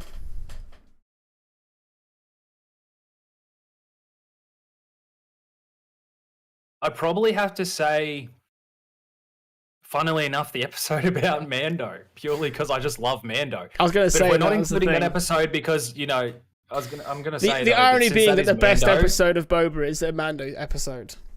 But for me, if it didn't include those, episode 2, where he's with it shows him with the tusk. It's very much like a Last Samurai, Dances with Wolves kind of vibe of Guy Jordan. Yeah, no, I'd have to say, not including the Mando episode, I'd have to say episode 2 as well. Like, just learning more about the Tuskens was really cool. Yeah, Tuskens are they've been so much more elaborated on through Mando and now Boba. It's a whole, because before, like, you see them, they're like, oh, these people just kill. And to be fair, in the Book of Kenobi, it shares the exact same sentiment. You see what we see in the film, in the film, or films, should I say, Phantom Menace and New Hope, where they'll just kill on sight because they're like anti like anyone who isn't a Tusken.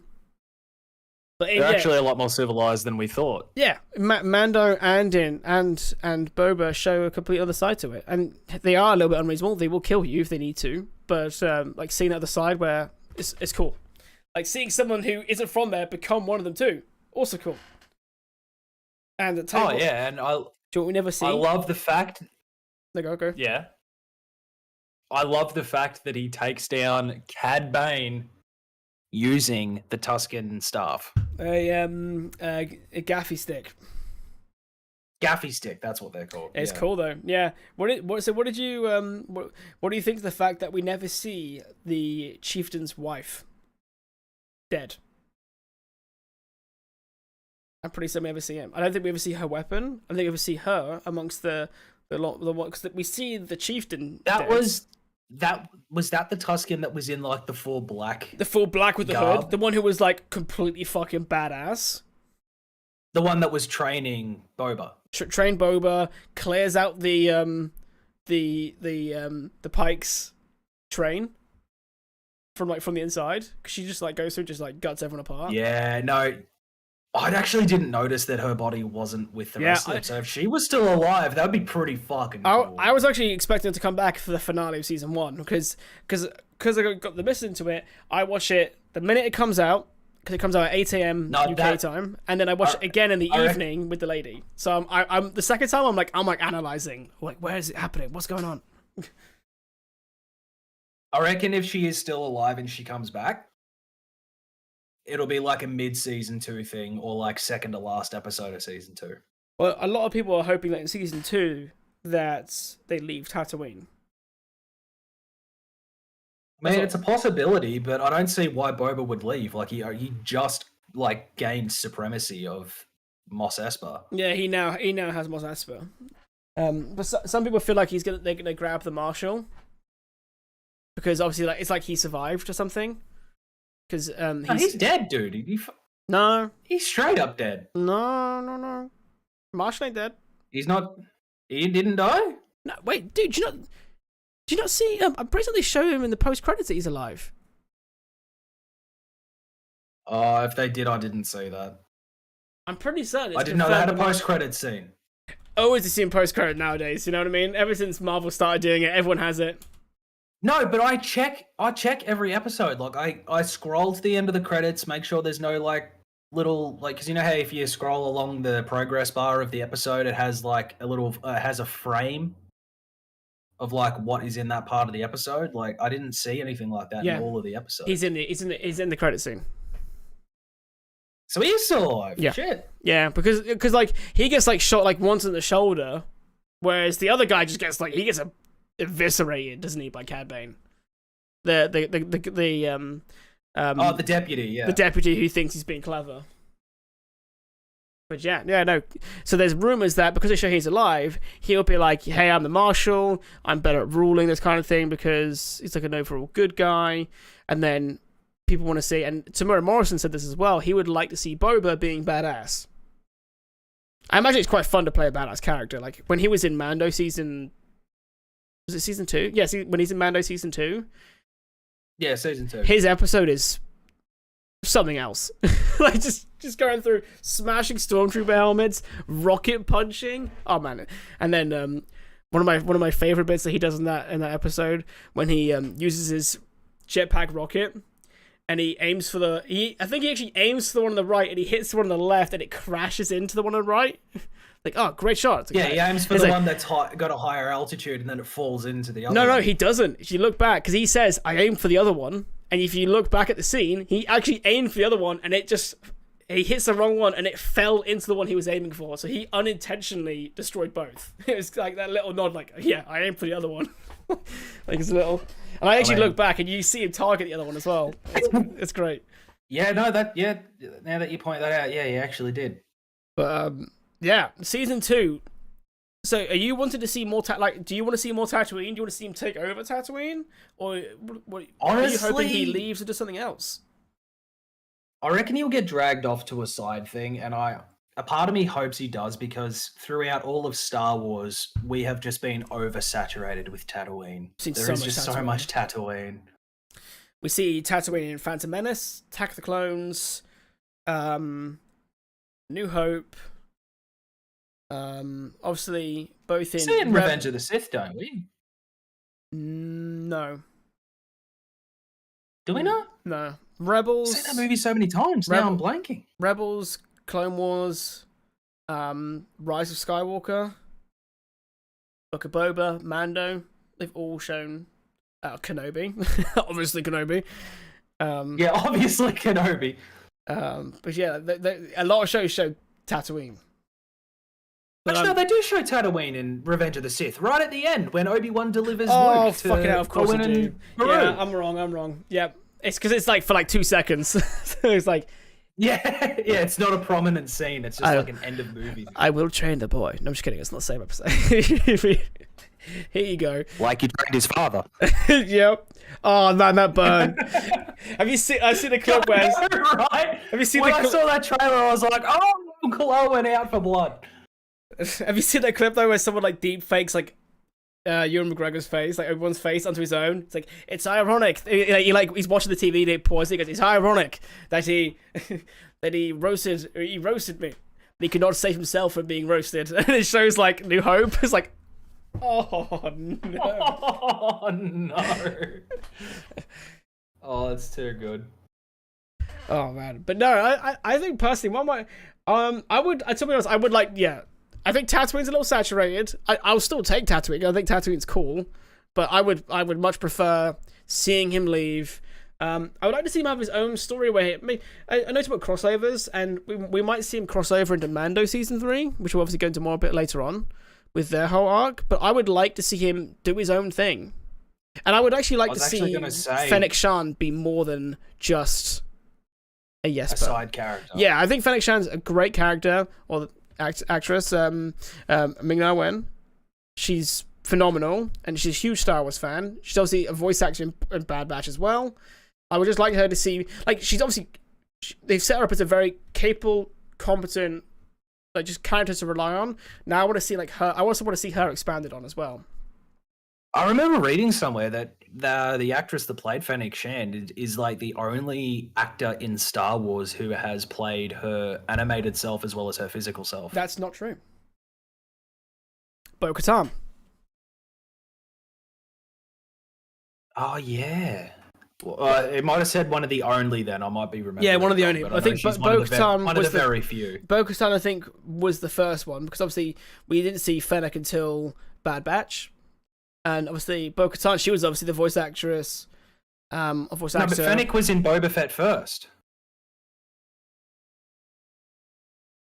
Well, when did Bad Batch come out, though? But Bad Batch came out after Mando, right? Yeah, no, I was just about to say, because I realised my fuck up there, I was going to say that Fennec was in Boba Fett before Bo-Katan. Yeah, because Bo-Katan was only in season 2 of Mando. But animated Fennec wasn't until Bad Batch, which was after season 2 of Mando. I think so, anyway. I think it is. I could be wrong. Pretty sure it is, because the article I read must have said that she was one of the only. Yeah. Because what is it? Ian McDermott has been in the animated as well as the. No, Sam. I think Sam Witwer actually plays Palpatine as well as the movies. I don't think he does in Rebels, but when Palpatine shows Ezra the temple reconstructed, that's Ian. Is it? That is Ian. Oh, that's cool as hell. All right, I like that. So Ian did come back for a bit of it, but before that, it was Sam. Yeah, because I think the original guy who plays Palpatine, I think he might have passed away, and then Whitworth took over from there. Because I don't think Whitworth plays Palpatine in Clone Wars, at least not for the start of it. No, he doesn't. He only does the Emperor. But when it came to Lego Star Wars, he did all of it. Yeah, absolutely. I just find it funny though, like a little bit off topic, but I still find it funny to this day that like Sam, when he was doing his role for Force Unleashed, I remember looking at the behind the scenes for it, and there was that scene where they're like, "All right, well, in this scene, we need you to meditate." Oh, that and one. He sits there. Yeah, he sits there like he's struggling and tensing up and stuff, and they're like, "What are you doing? Like, that's not how a Jedi meditates." And he's like, "Yeah, but I'm a Sith apprentice who has never been a Jedi before. How would I know how to meditate?" Yeah. And they're like, "You know what? You know what you're talking about. You do you. We'll follow your lead." And following that, they're just like, "Hey, we need a voice actor for the Emperor. Can you do an Emperor voice?" And he did it. And they were like, "Yep, you're the Emperor." Yep, it's so good. It is so good. And just as a little, but I'm wondering if I'm looking forward to more Boba Fett. Just to clarify, my desk pad for my mouse is. I was wondering why you were moving your mouse. Yep, it's shout outs to Ian who sent me this. I have this and I have a Mando one. And Send me the Mando one. I'll send you a picture of the Mando one later. Yeah, it's great. No, I mean send me the actual mouse. Just send it. To be fair, they're fairly cheap on Amazon. They're actually quite good to get. Yeah, but I'm dude, no job, no money, can't do shit at the minute. That's fair. That is fair.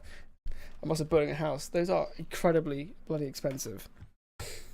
But yeah, like the mouse mat that I bought, which is one of the full length ones, cost me like $50.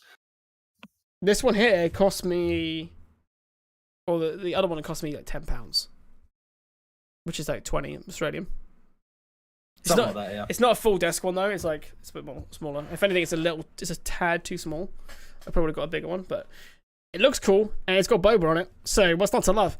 What I'd like to see in Boba season 2, not necessarily having to be more badass, but expanding. I personally thought, like, obviously the Mando episodes were great and it set up season 3 lovely.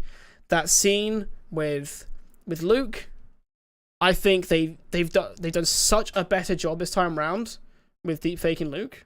It's absolutely so brilliant. And if anyone doesn't know, one of the reasons why there was a guy who was on YouTube who redid deepfakes, and he redid the one of Luke in Mando season 1. And he's also done one where he's put Harrison Ford's face over season Aiden. Season 2. Sorry, yeah, season 2. Sorry, thank you. And did the same for the Solo film, and he did over I think Aiden, as the actor who portrays younger Han Solo. Did the same thing, put Harrison Ford's face on him, and he put these on YouTube, and he then got hired by Lucasfilm to work on it with them. So he could be part. Doesn't surprise me. He could be part of the reason why we can thank ourselves for getting such a fantastic rendition of deepfake Luke, because they brought him on, and it's so good. It is really bloody good what they've done. There's actually a lot of industries that are actually starting to like look towards YouTube creators for their work and stuff. Like Devil May Cry 5. Do you know much about Devil May Cry? I've played Devil May Cry 5. I don't know much about the game in general. Do you know Virgil's battle theme? Bury the Light. Yes. Yeah, it's the one that is like the Virgil status meme at the minute. Yeah. Like it plays the song, like the I Am the Storm That Is Approaching, like that song. Yeah, I think I've heard that. That was written and composed by a YouTube artist, to the point where I've watched multiple reaction videos of electronic music, like sound mixes and stuff like that. Like people who mix and produce music for a living have listened to it and gone, how the fuck did this guy mix this so well? Because there are so many elements to this song that if it wasn't mixed correctly, it would completely ruin it. But he's done everything right. Yeah. And it's like... It's good. It's a giant portfolio. Now YouTube's becoming that. It's a good portfolio. Yeah, it's like... Because what is it? It's also the same for voice actors. Like, a lot of the guys that worked on Dragon Ball Z Abridged were hired for official dubs of anime. That's good, though. Because I remember I was that. watching a mate... I was with a mate and he was watching an anime called Overlord on his phone, and the main character's voice sounded super fucking familiar, and I was like, I know that voice somewhere. So I looked up the voice actor, looked at his IMDb, and most of his IMDb was Dragon Ball Z Abridged, and I was like, what the fuck?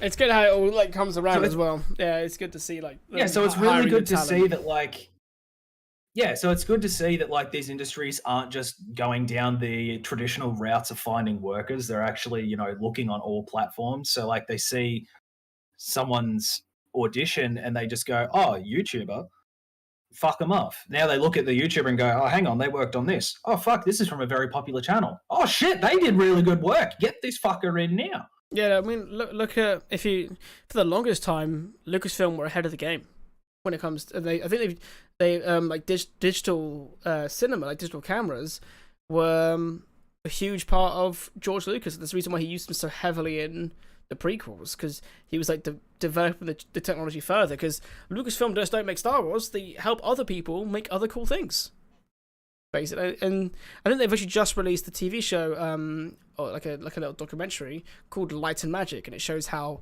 they help revolutionize TV and movies today in both making Star Wars and making E.T., Indiana Jones, and how they use their own technology that they made it in-house and then use it to help everyone else with their stuff too, which is cool to see. So yeah, they were always ahead. I think they had, so it's good to see them like still embracing that fact, because not many people are on the deepfake game right now. And it's got to be done in the right way. Like, you can't just deepfake everything. I really agree with deepfaking if you want to reuse someone's existing character. I don't agree with deepfaking if you're going to just want a cool actor that's died. Another ground that Lucasfilm are making breaking ground moves in is voice synthesizers, like synthesizing someone's voice. Yeah. Because Darth Vader in the Kenobi series, James Earl Jones is credited, but not for appearing in it, but for his voice being in it, because they synthesized his voice. Yeah, they grabbed his old. So James Earl Jones. Mm-hmm. Yeah, like they threw it into like some sort of fucking synthesizer to make it as accurate as possible, and it was actually fucking good. I didn't know that it was a voice synthesizer until I saw in the credits that it was made by a fucking piece of technology. I think as well with it's more forgiving with Vader because he's got so much extra work put on top of his voice. Like naturally he's got the voice there, but it's then enhanced by all the ominous sounds that Vader has. Also, Emu said they do this with SCP content now as well. I don't know what that is. What's SCP content?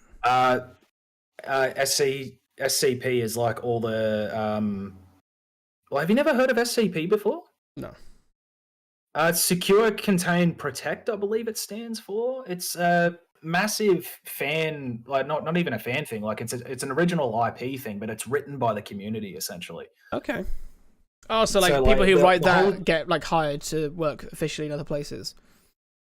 No, like SCP is just run by a community of people. There is no one who owns any one specific piece of content. So like the whole universe of SCP is basically based around all these different anomalies that have been found in the real world that don't make sense and are potential threats to humanity. So a particular organization called SCP Super scary captures all these anomalies. They basically contain all of these anomalies. So for example, there's a clay doll that's kind of like a weeping angel. If you look away from it, it moves towards you, and when it gets to you, it snaps your neck. Ouch. But doesn't move when you're looking at it. Oh, that's the thing. There's also a prehistoric... That's what's in... Isn't that in... You might just say this. Doctor Who? It's similar to a weeping angel, yeah. Yeah. Its name is Peanut. That's the community name given to it, but I believe it's SCP-37, 36.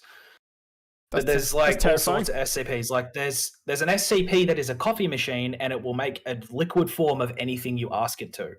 In its lore, in one of the many universes of SCP, someone asked for a cup of pure happiness, and they drank it, and they were ecstatic. Once it wore off, they hung themselves because they experienced absolute pure bliss that could not be beaten, and when they went back to normal, it was like their normal was ultra depression. I don't think I'm gonna read or watch this stuff. That sounds horrific.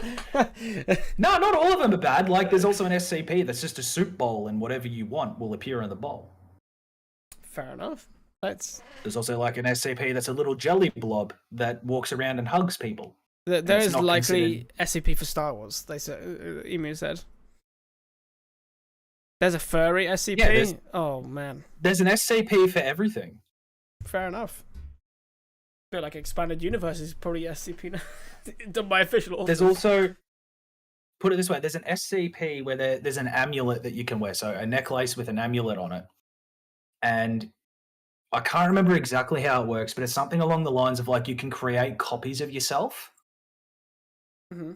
And you remember everything your copy has done. And you can't die while wearing the necklace because it basically absorbs you into it. And so if, say I was wearing it and you killed my body and you picked it up and wore it, I would then take over your body. Nice. Old Palpatine right there. That's all he needed, was just a necklace in the end. There you go. Granddaughter, I have the conversation. Granddaughter, I have a necklace for you. So I brought it back to you. Speaking of Palpatine taking over Rey's body through a necklace inspired from SCP, I'm struggling. Yes. Mando, Season 3. What did you think of the trailer? Mate, Babu Frick. Need I say more? I don't understand the craziness about Babu Frick, I'll be honest. Everyone seems to love him. Because he's a tiny little crazy cunt that makes you laugh. He is crazy. I think God tier transitions, that's what I'm here for. That's what I'm here for. God tier bannings in a minute. But what do you think about the idea of possibly like looks like Mando's on a path to redeem himself as a Mandalorian, according to his own cult? Well, he was told that there was a way to do it in Book of Boba Fett, so I'm guessing that he, as much as he loves the child, it's a way to do it, but it's not possible. Religion. It's not possible because the home planet's destroyed, but she did say that there is a way to redeem himself. I I don't do think remember her saying that. I think it's anything to do with Baby Yoda though. I think it's more the fact that obviously he's taken his No. I mean, like, he's the reason he was disgraced because he took his helmet off by his own volition, which is against the code. Yeah. So he's looking to redeem himself because as much as he loves Baby Yoda, he also is, like, by heart a Mandalorian and doesn't want to lose that. Yeah, because this cult that Mando's a part of, it's basically Death Watch, right? Death Watch on yes and no. Death Watch on steroids? No, it's no. Well, because what's his name? The leader of Death Watch in Clone Wars took his helmet off all the time. He did, but they might have just changed over time. That's what I'm saying. They changed since the Purge, but are they? Is it known that they're Death Watch?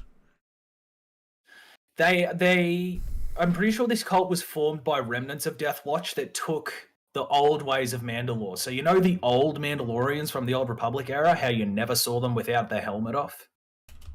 They're following the old ways of Mandalore, like you always wear your mask. Yeah. You never take it off.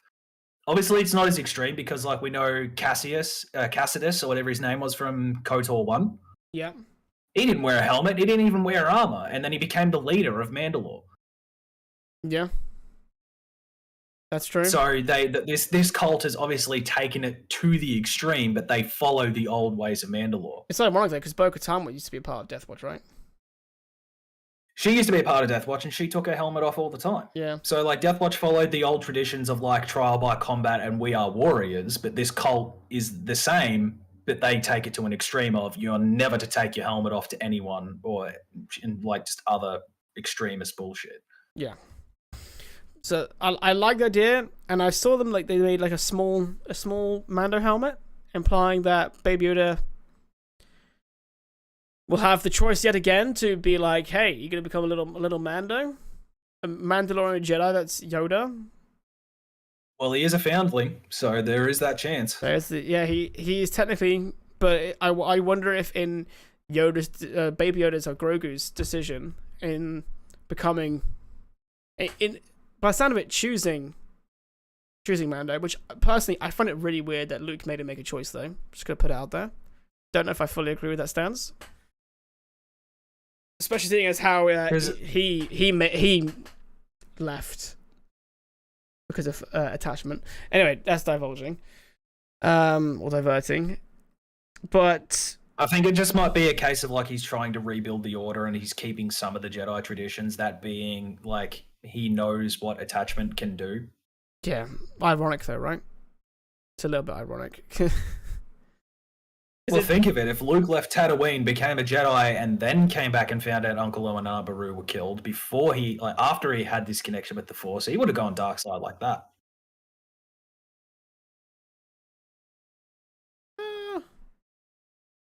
I don't know. He didn't show, like, loads of, like, anger and hatred before.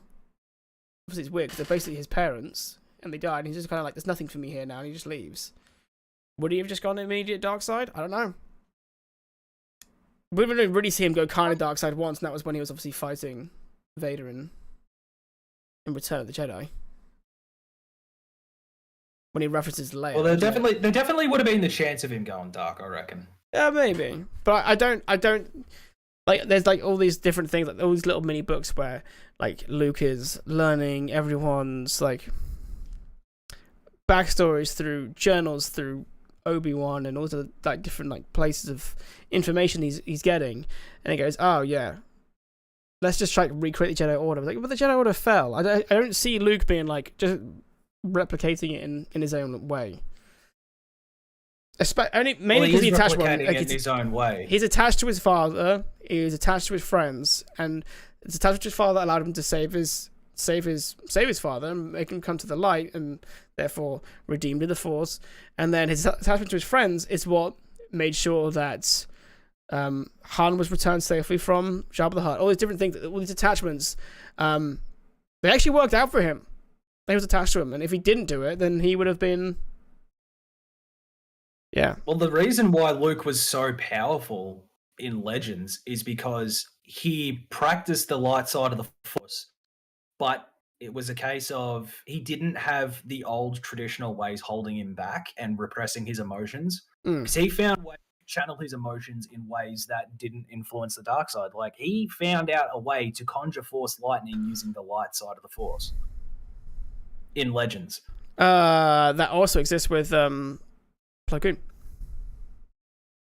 Yeah, Plo Koon also did as well. Force Plo judgment. Koon used it. He used it in a different way, though. Yeah, his is yellow. Emotion. His is yellow. It's Force Judgment, I think it's called. And Luke's was green. Oh, cool. And then obviously Plo Koon in the not in the animated show, but in his first game that he was a part of in Jedi Power Battles, he has a Yellow lightsaber. Yellow lightsaber. Yeah, I hate that they made him have a blue lightsaber. His yellow lightsaber was so cool. They kind of made that like also, Temple Guard thing in the end. I can't remember the Jedi Master's name, but I remember there was a Jedi Master who used to have a red lightsaber. Oh, that I didn't know. That was in Legends, though, and okay. the reason why, and it was, and this is before Disney took acquisition of Star Wars. People were like, "Oh, well, if she originally had a red lightsaber, why does she have a blue one in Clone Wars?" And it's like, "Oh, gee, I don't know. Maybe because the Sith came back." Well, to be fair, George Lucas changed it. He made an exception for Samuel Jackson in Attack of the Clones, but he was like, "Yeah, good guys have blue and green, and bad guys have red." And then there's literally a clip of Samuel Jackson just going, "What about purple? I like purple." No, like he's like, "Oh, I could do purple." no, this is in the comics and shit. Like before the Sith came back, she had a red lightsaber because. Oh no, but the thing is, like, none of the TV shows take. They'll take stuff from the comics, but like it might be different now because they're this like huge story group and they try and make everything make sense in its own way. But like, I always treat comics and even books to an extent as their own separate entity, really, because. But yeah, basically the thing is she had it before the Sith re-emerged, and once like Maul came up and then was disposed of, she was like, "Okay, I'm going to get rid of that and get a different crystal." Because this was still in Legends, where you had a kyber crystal and a color crystal. Oh, okay. Oh yeah, of course there was 2 different crystals before, wasn't there? Yeah. Because that's what all the games did. They made you have to. I think KOTOR has 2 crystals. You have a one that's like a power crystal and then the color of it, I think. Yeah, you have the kyber crystal itself and then a color crystal. Yeah. And then once Disney took over, they ditched the color crystal entirely and made the color based off your connection to the crystal through the Force. Which I'm not entirely against that. I did like the idea of like having more colors again. I'll be honest, I did like that. Ahsoka's white was cool. Yeah, because like the what is it? She had like a limey green looking lightsaber, but there was more to the yellow side. Yeah. So she had that like yellowy green short saber. We kind of had it in main canon before, like the Jedi Temple Guards. All their lightsabers were yellow. That was one thing that was. So it seemed like before yellow was like specifically for Temple Guards. Obviously now it's kind of like expanded again, I think. Although, because I think does Rey have a yellow lightsaber? She does, yes. Yeah, I think she has a yellow one. And it's like, what is it? In Legends, Mara Jade, the Emperor's right hand, also had a indigo lightsaber, so not purple like Mace's, but it was like indigo. Yeah, so like a bit more on the blue side of purple. More of the like the lighter, less. It's not deep purple; it's just a lighter purple. Okay. But with Mando season 3, what I want to see, potential Mando Grogu. That's cool as hell. I freaking just love the fact that he has a modified Naboo starfighter. That shit. Oh, dude! When I saw the ship that they gave him in Boba Fett, I was like, bro. How many times have I said to you as well when we were playing like Battlefront and I'm in Naboo and I'm like, I'm just flying the ship because I just love this ship. Like, it's my favorite ship in all of Star Wars, and seeing it come back like a modified hot rod is so goddamn cool. But one thing I did see though, dude, the Naboo starfighter is so good. They brought back the droid cockpit in it. So obviously before, like, it was like modified so Baby Yoda could be in the back of it, but I noticed in the trailer that he had a astromech on the back of his ship. So I don't know if I wonder if they can change. I wonder if they can change it at all so that it's possibly a thing where you can have a droid. Back in. Or maybe instead of entering from the top of the ship, the droid enters from underneath the ship. They always did. No, did they? No, in episode 1, they're I'm picked thinking up of X. by, I'm like, thinking a of I'm crane thinking thing of and then X-wings. drop- I think X-wings go underneath. No, X-wings go through the top as well. I think there's one ship where they go under. I think. I'm not sure because the Jedi starship, well, the Jedi fighters, they go in through the top. Maybe they all go through the top, and I'm just imagining things. I feel like I remember one being picked up from underneath and being pulled up, but I could be wrong there. Maybe the X-wings could do both. They could go in through the top and through the bottom. Yeah, but yeah, because I saw they showed Baby Yoda inside the main cockpit, and maybe just had him in there. Anyway. Unless it's the Y-wing that goes from underneath. Possibly. Seems like the right kind of ship to do it with. But I like the idea of it might be like no, because he hadn't actually modified his ship at this point. So he's if there is an astromech in that ship again, it's probably partly to show his trust for droids, because obviously that's his whole arc in season 1 was his distaste for droids after the Separatists killed his family and everything like that, and almost killed him until Mandalorians came along.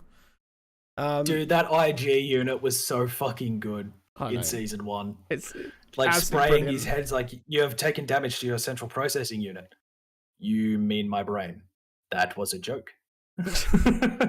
It was meant to put you at ease. It's such a Taika Waititi character, isn't it? But it's so awesome. Oh, fuck oath, man. Like, after seeing him as Korg, I'm not surprised that he tried to add his own, like, humor into a droid. I think he said he likes. I think he says he likes to put himself in a lot of things he does, because he literally likes to be involved. So, in that way. Off topic. Did you hear what happened between him and what was the name of the girl that played Padme again?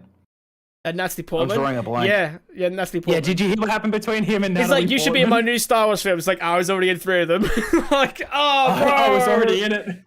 I was in it, bruv. Come on, man. Like every guy's going, yeah, I can't wait for Taika Waititi to do Star Wars. And he's there like, oh, I tried to get Natalie Portman. She said she was already in Star Wars. And then was like, I changed my mind. Get rid of Taika Waititi. But no, the thing is after she said to him that I've been in them, he's like, oh, fuck, you have to. That's funny though. I've still not seen Thor: Love and Thunder. I need to go watch it. But no, I haven't seen it either. But no, that is funny. Yeah, with I don't know what else really to expect from Mando season 3. We might see a little bit more Luke. I think it's gonna obviously probably try and if we see Luke, it'll be whether or not Grogu decides to go back or not. Because like basically, like where does Grogu fit in his universe?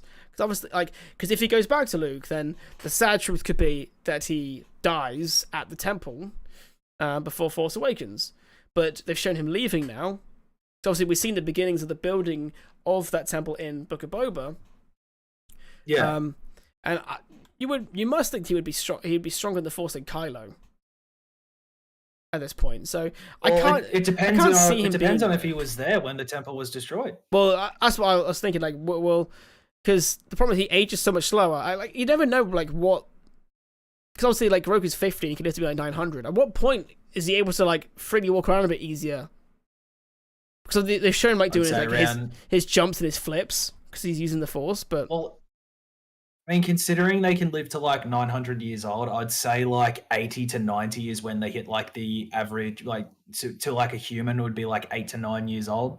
Yeah, and I wonder if they'll ever go full like Rebels with it, and like with the Lasat, it's like, oh, he's like the last of his kind, he's the only one left, and then they show like actually there's this place where this kind is, and it's. I doubt they'll ever reveal the home planet for that species because they still haven't even revealed the name. No, I think it's because they just. I think maybe they'll just try and keep this like the species mysterious, which I think probably will be the better option. I think they're trying to respect George Lucas's idea of Yoda and his kind. Like no one knows what his kind is, what their home planet is. Because there was 2 of them on the council. As mysterious as possible. There was 2 of them. On the council. There was him and Yaddle. Yeah, him and Yaddle, and it's like because the council had a rule where if your species was endangered, you were allowed to have children. That's why Mundi had like 8 wives. Or he something. had 6 wives. Yeah, that's it. And he had loads of children because his kind was endangered. So the council gives him permission to bone down and have lots of babies because it's for the betterment of his kind. So well, the thing is all Jedi. The thing is, though, is like everyone seems to forget that the Jedi aren't celibate. If they wanted to go out for a night on the town and fuck anyone that they saw, they can. They're just not allowed to be attached. Yeah, it's just because like Star Wars doesn't cover that kind of thing. It's not like they don't really show like the only reason Anakin would have gotten in trouble from the council is because he married Padme. He had an attachment to her. If they found out that he knocked Padme up but didn't marry her, they would have been like, all right, cool, we'll keep an eye on the kids and see if they're force sensitive. I don't no, I wouldn't agree with that one. They probably would have kept an eye on the kids, but the fact obviously like he's been seeing her for years, regardless of marriage or not. No, but what I'm saying is if they only had the one hookup and got her pregnant, they wouldn't have given a fuck. They would have been like, all right, well, we'll just make sure that the kids aren't force sensitive, and if they are, we'll retrieve them as soon as possible. Yeah. But yeah, if he never got attached to her and never married her, they would have been like, all right, cool, you fucked someone. Who cares? Get back to work. Probably, yeah. But no, I think, I don't know what else I'd say about Mando Season 3, just besides I'm looking forward to it. That's about it for me, really. Yeah, I'm okay with not seeing, without seeing more, like, obviously Luke is great, and I'm okay with seeing more of him, but I don't want certain things. He's not a necessity. No, I don't want it to be like relied upon to show Luke, basically. I doubt they'll show him again next season. Yeah, they probably won't. The only way they will is if Grogu takes him there.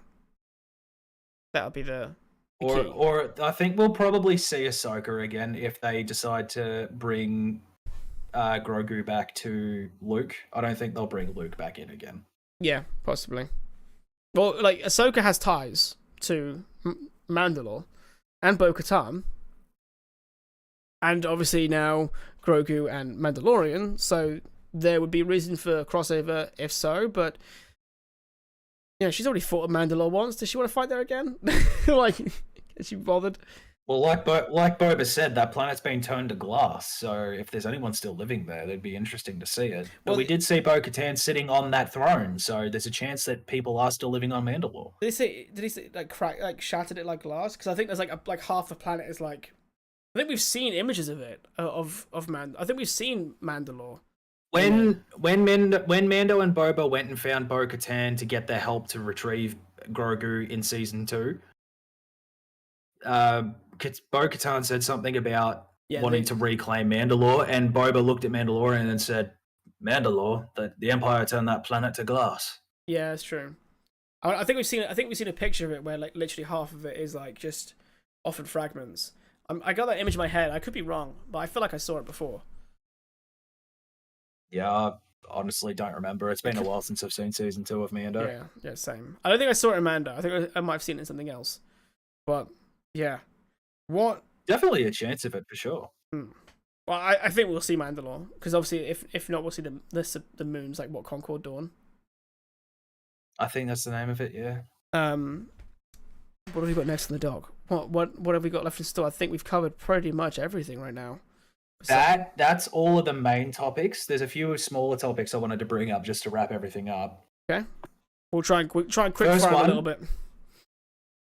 Yeah, well, we've only got 15 minutes left, so we won't take that long with these. So the first topic, just to wrap everything up, is what is your favorite story in Star Wars? And it doesn't have to be like the story of a main character. Mm-hmm. It doesn't have to be a story of a movie or a series. It can just be any story in the universe in general.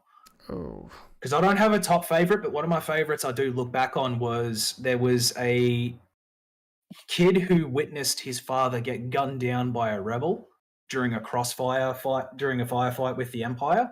Mm-hmm. That caused him to go join the Empire. Became a stormtrooper, got into a fight with some rebels, became a very well-decorated soldier, witnessed firsthand what the Empire was doing, had a change of heart, became a rebel, got into a firefight with some stormtroopers, ended up gunning down some kid's father. Basically, history repeating itself, which I thought was really interesting. Because I thought, is that a comic that kid's probably going to go. I'm pretty sure it was a comic. So this kid went and joined the Empire to get revenge on these rebels that caused their father to die, and then went and repeated the same mistake. I like that. I haven't dabbled. Like, I think you've dabbled more in comics. I've dabbled more in books. Well, I still think my favorite story, short story I've seen in Star Wars so far is Anakin and Obi-Wan on that planet that was just completely forgotten about by the Republic. Oh, the force, like ideally the center of the force. The force was created, or whatever you want to use for it. Where he's got the light and the good, and that owl.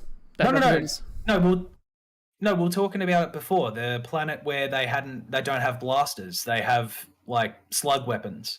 Oh, that one. Oh, I thought it was about the force planet. Oh, okay. No. No. I'm not talking about the brother and sister. I'm not talking about the I'm not talking about the brother and sister. I'm like it's the comic story where Anakin's still like a young apprentice, and they're on that planet where they were just completely forgotten about by the Republic and out of touch for so long they didn't even have blasters. That is cool. I do need to have if you can find out what issue it is, send it to me. I'll give it a read. It's called Anakin and Obi-Wan. It's only got like 6 issues. Oh, is it? Okay.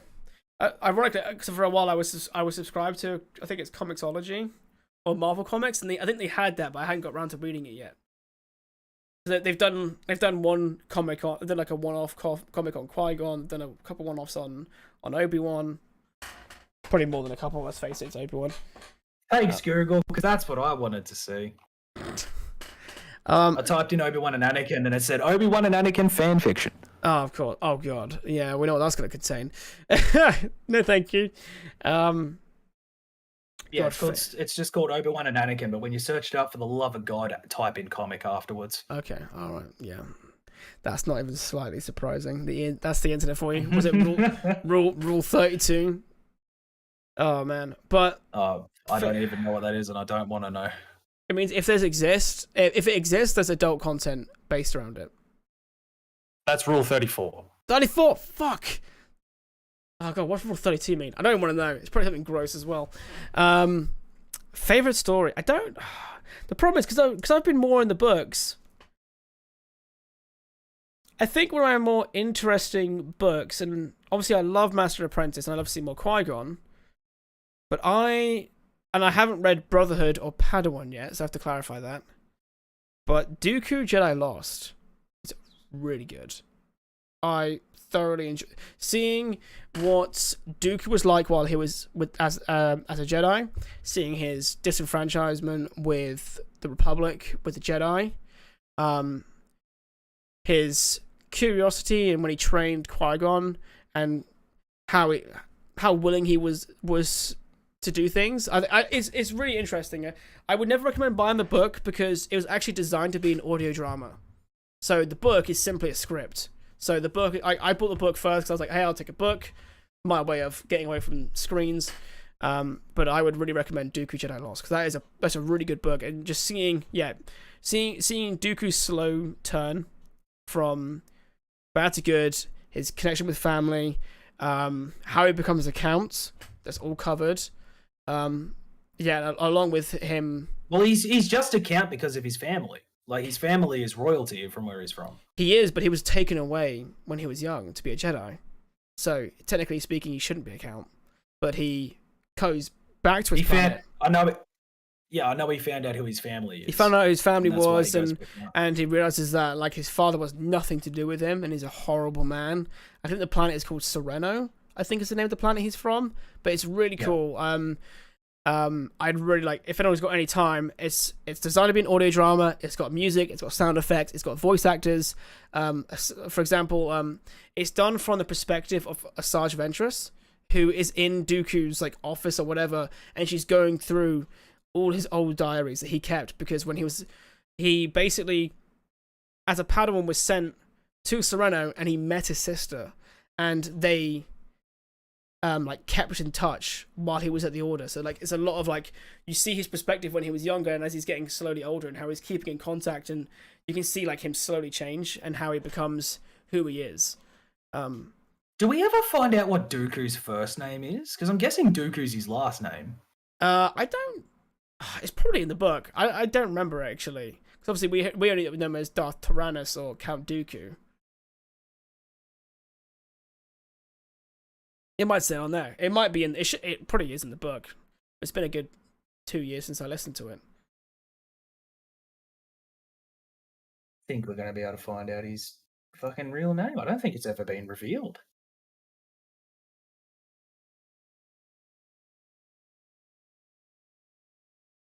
Yeah, no, it doesn't say anything about his first name, but you're right. It is Sereno where he's from. Cool. Yeah, they might. To be fair, the book might not have wanted to say his real name if no one had come up with it before. But yeah, I'd recommend that. That'd be like if you had to get into something, you had a kind of job where you could just put headphones in and crack on, or listen to it in the car. I'd recommend listening to that audiobook. It's a fair few hours, but it's worth it.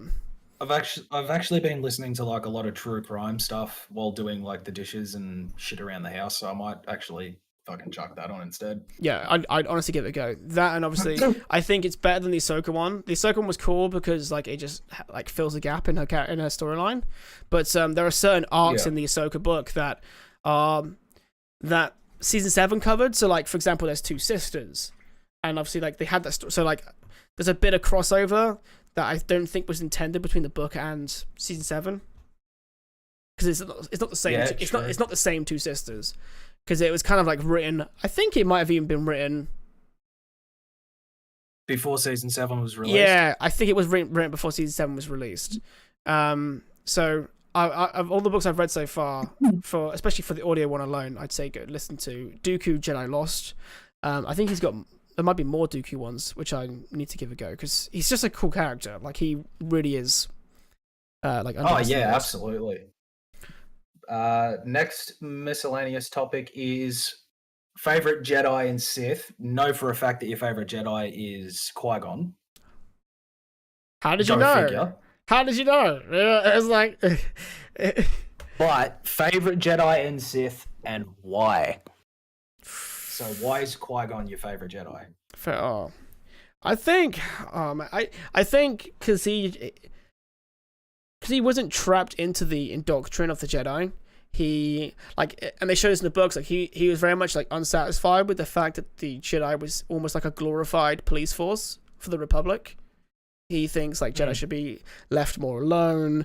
They should be following the will of the Force. And he didn't he could have been on the council like 2 or 3 times, and he said no to all of them because he didn't want to embody the principles that he didn't believe was him. So like, it's great seeing characters like Obi-Wan who are like the best Jedi by their own principles, but like Qui-Gon was like against the grain in all the right ways. He turned to the dark side, came back, lost loved ones, and he dealt with everything. Wait, who turned to the dark side and came back? Qui-Gon.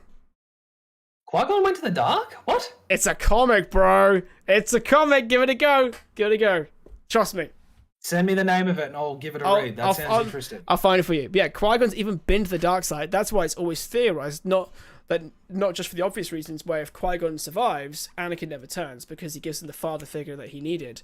But not only that, he's been to the dark side, and he's like come back from it. He didn't go around and killing everyone, but like he full on used the dark side for his own means of revenge, which is not the Jedi way. And he knows how to come back from that, which is, again, just adds really cool like essences to him as a character. Like he's done everything. Besides that, having a really cool master as well, is Count Dooku. So yeah. All right. Who's your favorite Sith? Oh, see, it's a really hard one for me. Because are we talking canon or expanded?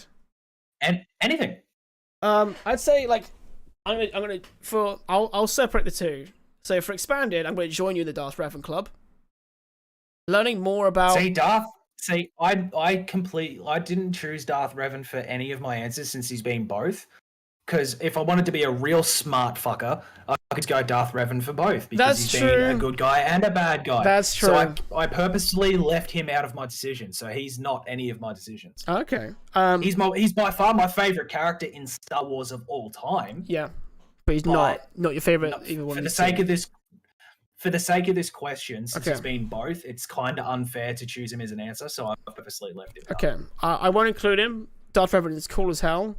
Obviously, yeah, probably what makes his story so good is, obviously, if anyone hasn't played KOTOR, it's a jank game, but the story is phenomenal. It's arguably one of the best story games I'll ever play in Star Wars. I think Draft might agree with me here. Oh yeah. Favorite Sith though.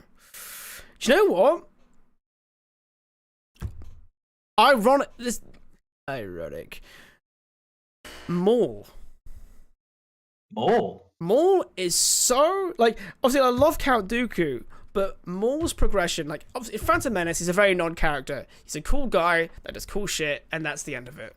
But Maul's like expanded character in especially Clone Wars and eventually Rebels is awesome. It's so good. Like I for example, like season 7 gets its own corridor scene without even a weapon. Yeah, that's just how fucking lethal that dude is. They're like, I'm not giving you a weapon. I'm just gonna get you to make a distraction for me. And he takes down a whole Venator just with the Force in himself. He's like he grabs wall panels, and the show shows it. Star Wars is a kids show, by the way, where he decapitates like 3 or 4. No, it's not. Yeah, I know. He decapitates 3 or 4 clone troopers with a wall panel. Just flings it like a goddamn boomerang at them. Like it's, but no, seeing like Maul's character, his fixation on Kenobi, his time where trying to please his master, becoming a crime lord, becoming the ruler of Mandalore by combat. Like, it's so much about, I think, Darth Maul. If I have to really think about it, because I don't know if I could say Vader, because again, he's the same thing. Good, bad, good. And again with Vader, he's just got like, I think with Vader, which a lot of people want to see, Vader's just got badass points all the time. That's what like people like about Vader. Whereas Maul adds like, he's got those badass moments, but he's got those conversations, those dialogues that I just fucking love. Yeah, like Vader, like to this day has one of my favorite scenes in a comic book ever, which is in Vader Down. Yep, I know what I'm the first Death Star's blown up. Crash lands on a planet, is surrounded by like hundreds of rebel troops, and they're just like, "Give up, you're surrounded." And he's standing on top of his TIE fighter. He's just like, "All I'm surrounded by is fear and dead men," and then it ignites his lightsaber. I'm surrounded by nothing but fear and dead men. Such a goddamn cool line, and he does leave injured, but considering the fact he's killed over 100+ rebel soldiers on his own, just shows. But yeah, Vader's like, for me, like, we're seeing a lot more of Vader now. Like his expansion as a character in Kenobi is really good. Seeing those 2 different layers of himself, is great. But obviously before then it was just to try and badass. To try and rapid fire my ones so we can get through the last 2 miscellaneous topics real quick. My favorite Jedi for me has to be Obi-Wan, purely because of all the shit that he goes through. Oh yeah. Never turns to the dark. Never. Yeah. Almost did. He almost did on Tatooine in some of the comics. But like, because it got to the point where he wanted to kill the sand people trying to attack him, but he didn't. Instead of killing them, he swiped at their clothing because it is forbidden for them to show skin. Oh, that's cool. That's the most Obi-Wan move ever. Oh yeah, and it also reminded me of what I wanted to say earlier that I forgot about. There was a Tusken Jedi that Anakin despised because Tusken, and he ended up ripping his mask off his face in front of Tuskens to get him disowned by the clan he was a part of. Oh, that's dark. That's so dark. Yeah, didn't kill him or anything, just ripped his mask off. Ouch. But no, I agree there with Obi-Wan. Obi-Wan is like the closest second you'll ever see. But yeah, that's such a good character. Favorite Sith would have to be Darth Vectivus. I'll be honest, I've never heard of Vectivus. What is he in? Darth Vectivus was a Sith of the Old Republic. Mm-hmm. I've got his wiki up because I always forget his story because I don't read up on him enough. But while he was a Sith, he was known as the Sith that did no evil. He was purely a Sith for research purposes. He was Force sensitive, never a Jedi, and it went with the dark side, but purely for research. That's cool. So a Sith that did no wrong. That's actually baffling. A Sith that did no evil. Where's this guy created from? Is he in a book? Is he in a comic? Like where did this like? Obviously, he's got a wiki, but like, so where was he founded? Almost.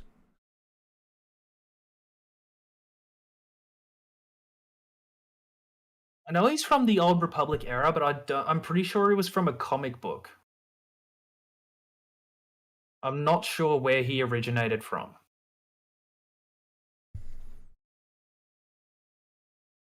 We'll have to find out more. Yeah, apparently there was a character in Legends who was talking to Jason Solo and asked if he knew about him, and they responded, that's because he did no evil. He didn't attempt to conquer the galaxy, try to wipe out the population of a star system, or start an all-out war with the Jedi. He just existed, learned, died of old age, surrounded by family and friends.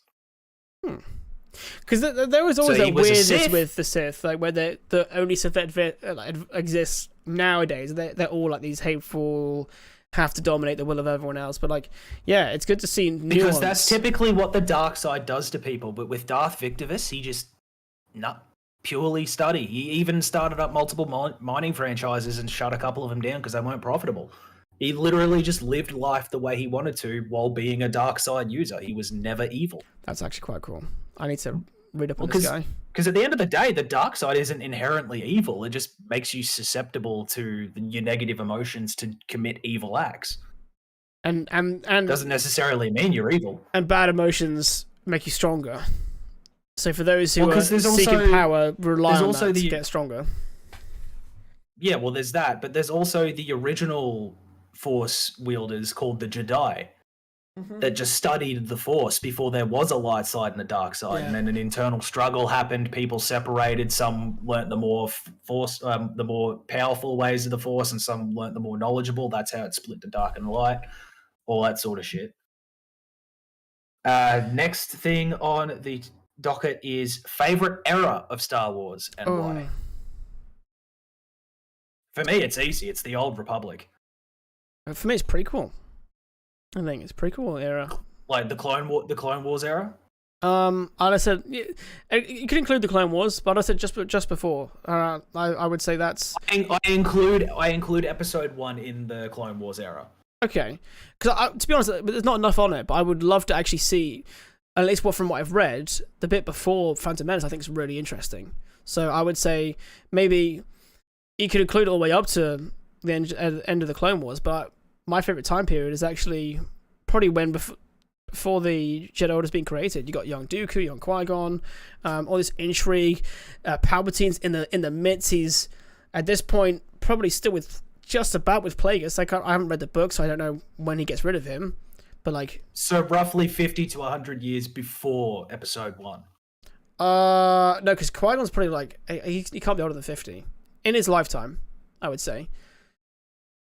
Maybe we say that so if we say young Duke all the way through to Phantom Menace, that's probably my favorite time period. I would say if I had to like get more stuff to read about, to watch, that's what I would ask for at the moment. Maybe it's because I've seen everything that Clone Wars has to offer now, and I've got that filler between Clone Wars, between Attack of the Clones and Revenge of the Sith. But for me personally, I would love to see anything more there, which we've obviously been getting with Tales of the Jedi and more, and I've been getting that with books.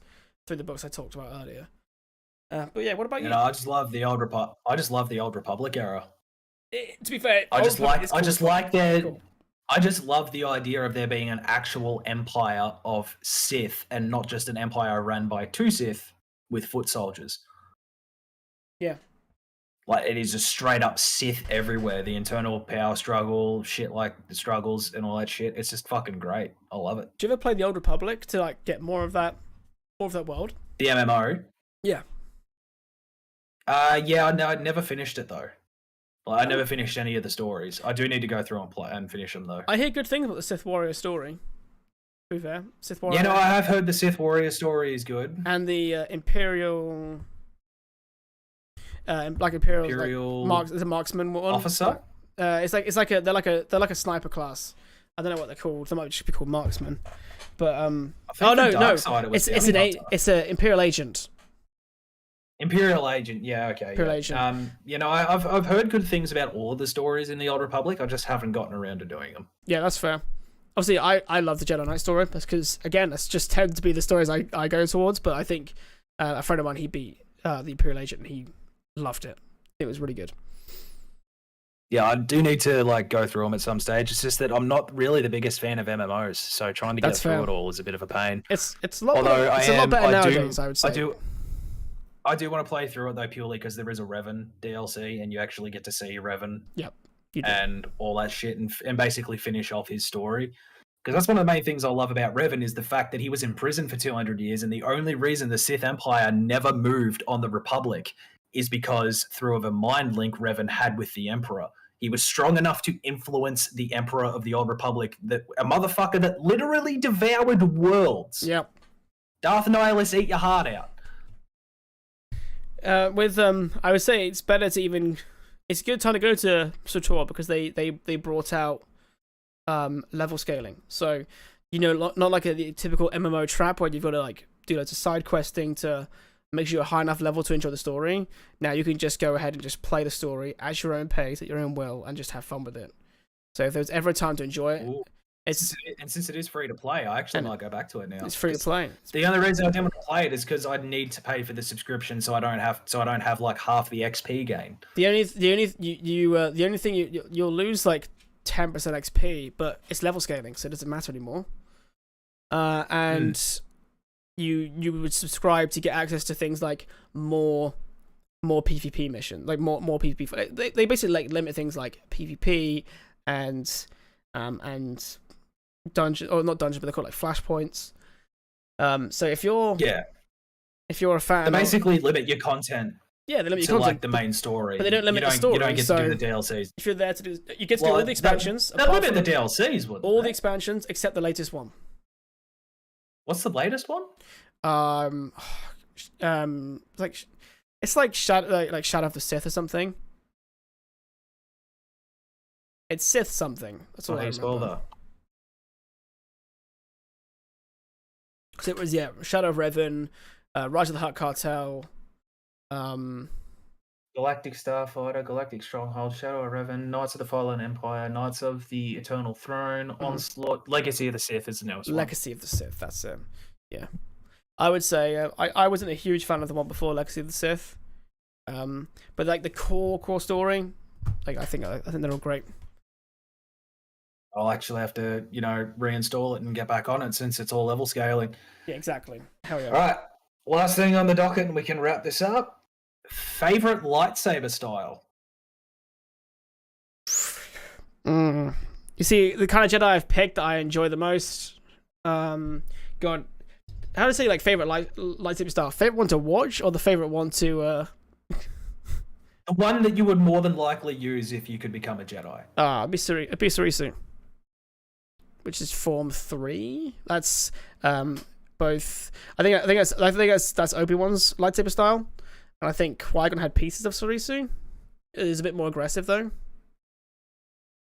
But yeah, I can respect it. Defense, wait for moments. I actually don't know the name of mine. Mm-hmm. But it's a lightsaber style that incorporates deactivating your lightsaber and reactivating it during combat. Oh, it is looked down upon by the Sith and the Jedi. Yeah, I've seen that. Yeah, it is considered a dishonorable way of fighting. But as far as I'm concerned, if I'm fighting for my life, I'm using every fucking. Yeah, I thought for a second you were going to say you better believe. You better believe if I've got my saber locked with someone else and I can just like turn it off, duck, then reignite it, and then immediately swipe down the middle, like from shoulder down to hip, you better fucking believe I'm doing it. I mean, hey, look at Rey did that in Last Jedi. Oh, I haven't seen that movie in so long, I can't remember. She turns off her lightsaber in one of the moments. Oh wait, does she? So one of them she drops it, and another one. Oh yeah. So she throws it to Kylo. He grabs it, just turns on for a second, and just like puts a hole in a guy's head. He's like, I do remember that. Neck, and then she's like, just like obviously throws it to him, and he's just like, yep, turn on, go. It's like maybe not the same. as dumb as their force link ability is, how like they can interact with each other from a distance, I do love the fact how Rey is standing there with the lightsaber, sees that Kylo is confronted by the Knights of Ren and needs a weapon, and she just goes like that. And then when she pulls her hand back out, it's gone. And then Kylo pulls his hand out and he's got the lightsaber, and they're all like, "What the fuck?" God, yeah, and he's a little. Like, as dumb as it is, I fucking loved that scene just because it was cool. I really hate it that Ben dies at the end of that. I'll be honest. I fucking hated it. Not to go too far into it, but Star Wars as a kid taught me that people are redeemable, and there's more to them than just good and bad. And then sequels are kind of like, no, he's bad and he's beyond saving, and he eventually just turns back because whatever reason. But they were like, oh yeah, just. He fucking cares. He's bad. That's it. It kind of like he turned back because of daddy issues. Yeah, that whole like that's why that's one of my gripes is that I like this, like one of the core tenets of Star Wars is that people are redeemable in some kind of way. And yeah, like just because people have fucked up does not mean they can't redeem themselves. Yeah, like Vader. Now more recently, Revo, however you say it. Kylo Ren or Ben Solo. There's probably been a few more characters that have been redeemed. I would never say Trilla never got redeemed. She just like clearly like had a bit of a. It's weird. Who was Trilla again? The Inquisitor from Fallen Order. Oh, Trilla did kind of like at the end. She like waved. She like wavered at the end, didn't she? She was kind of like after fighting you, Mines. Yeah. She was kind of like. She kind of like understands finally, and it's way too late by the time she does. Yeah, because Vader, just fucking straight up stabs her. Best, I gotta get distracted, but best freaking scene. Another one of those good scenes of Vader where they didn't make you like do the typical video game bullshit where you could just like fight anyone. It's like, nah, this guy is way too strong for you to fight. All you can do is run, and I love that. I was like, yep, I'm out. Hold on a minute. Jedi Fallen Order.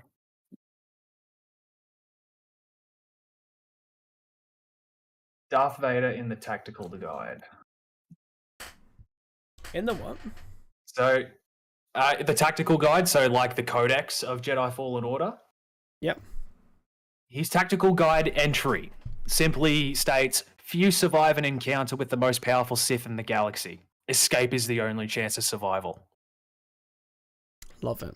Absolutely, and like as much as I wanted to fight Vader, I was glad that we didn't, because it did start to get annoying that every time you ran into him in a video game, it could just be like, I'm about to fuck up Darth Vader. It's like, like Force Unleashed, you like Force Unleashed, you completely fuck him up. And I understand like Starkiller's another level of powerful, but it was nice to have a game that felt well, it's not meant to be canon though, really, is it? But like it's nice having a game that like. Obviously, it's good to have what ifs and other scenarios in a game because it is a video game.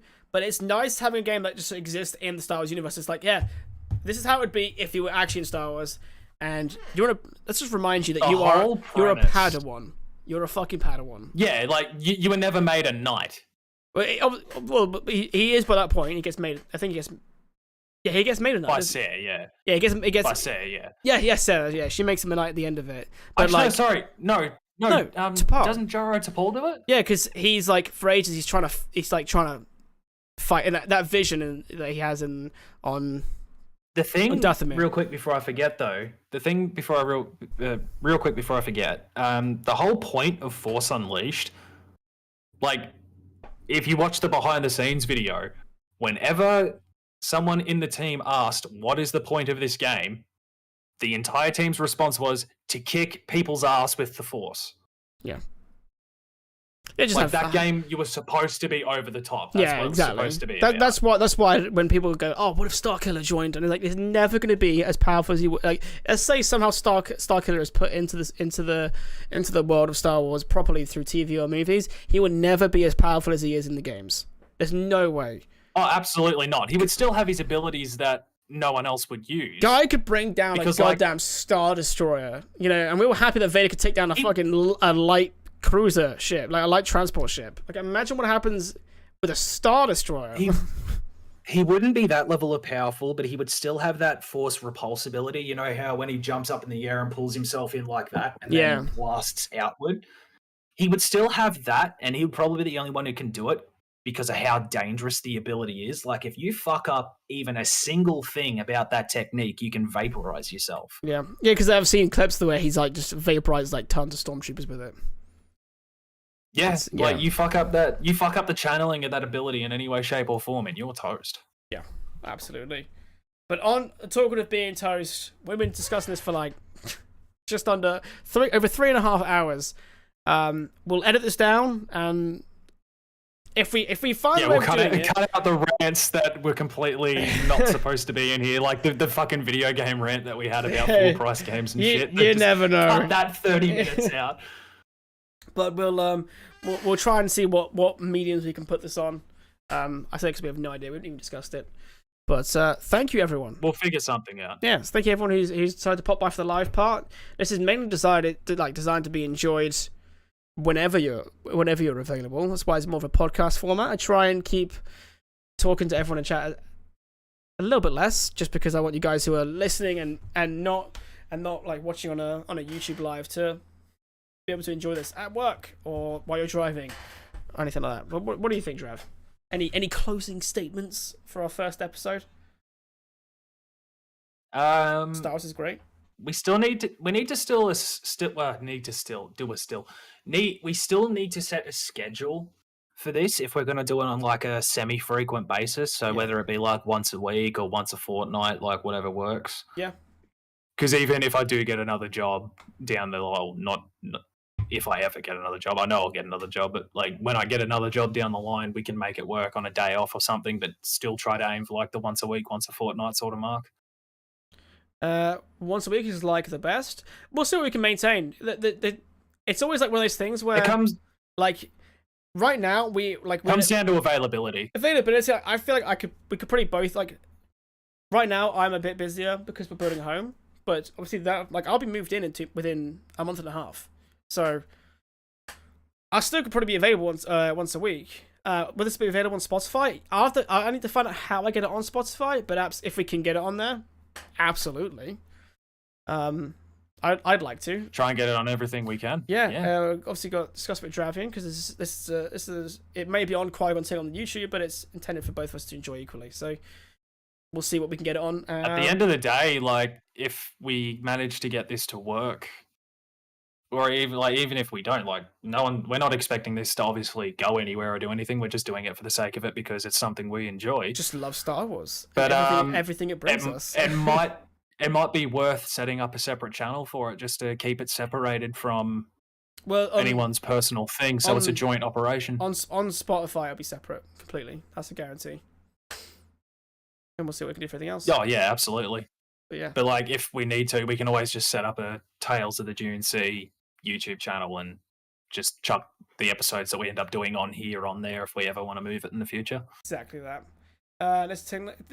Oh, here we go. Oh man, Nazo, you'll see this. He loves to quote Brooklyn Nine-Nine.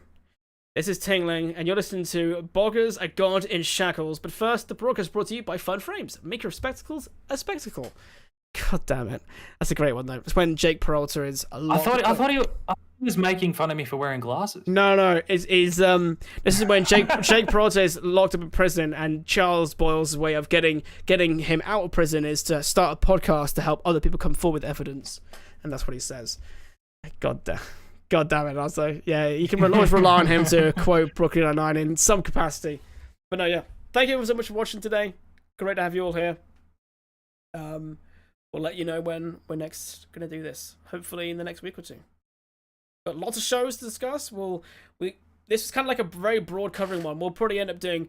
We might do them as long as this all the time, but we can go more in depth about less topics in the future, I think. We're just trying to get all of our energy out. Like an hour and a half. Like an hour to an hour and a half minimum. Yeah. Hopefully. Exactly that. But yeah. Alright, do you want to say goodbye to everyone as well, Drav? Yeah. Close it out for us. What should they do? Should they like and subscribe or whatever the platform that we could choose to allow us? I have no idea what these other places do. I'm pretty sure Spotify is like a follow thing or just like add to playlist or some shit. I don't know, but like it's not on Spotify, so we'll have to wait. I'll have to But wait. for now, since we're only on the Qui-Gon Ting channel, give us a sub, give us a like. And when Hit we that are, bell so you know when we're live again. and when we are on the other platforms, And for more content from Ting himself about Star Wars subject matter, I may be there, I may not. It depends. We'll see. But for now, thank you very much for watching or listening, depending on what you were doing. Fuck you, Emu. be And we all honourable. hope you have a good. Oh God. And we hope you have a good morning, afternoon, and evening. And thanks again.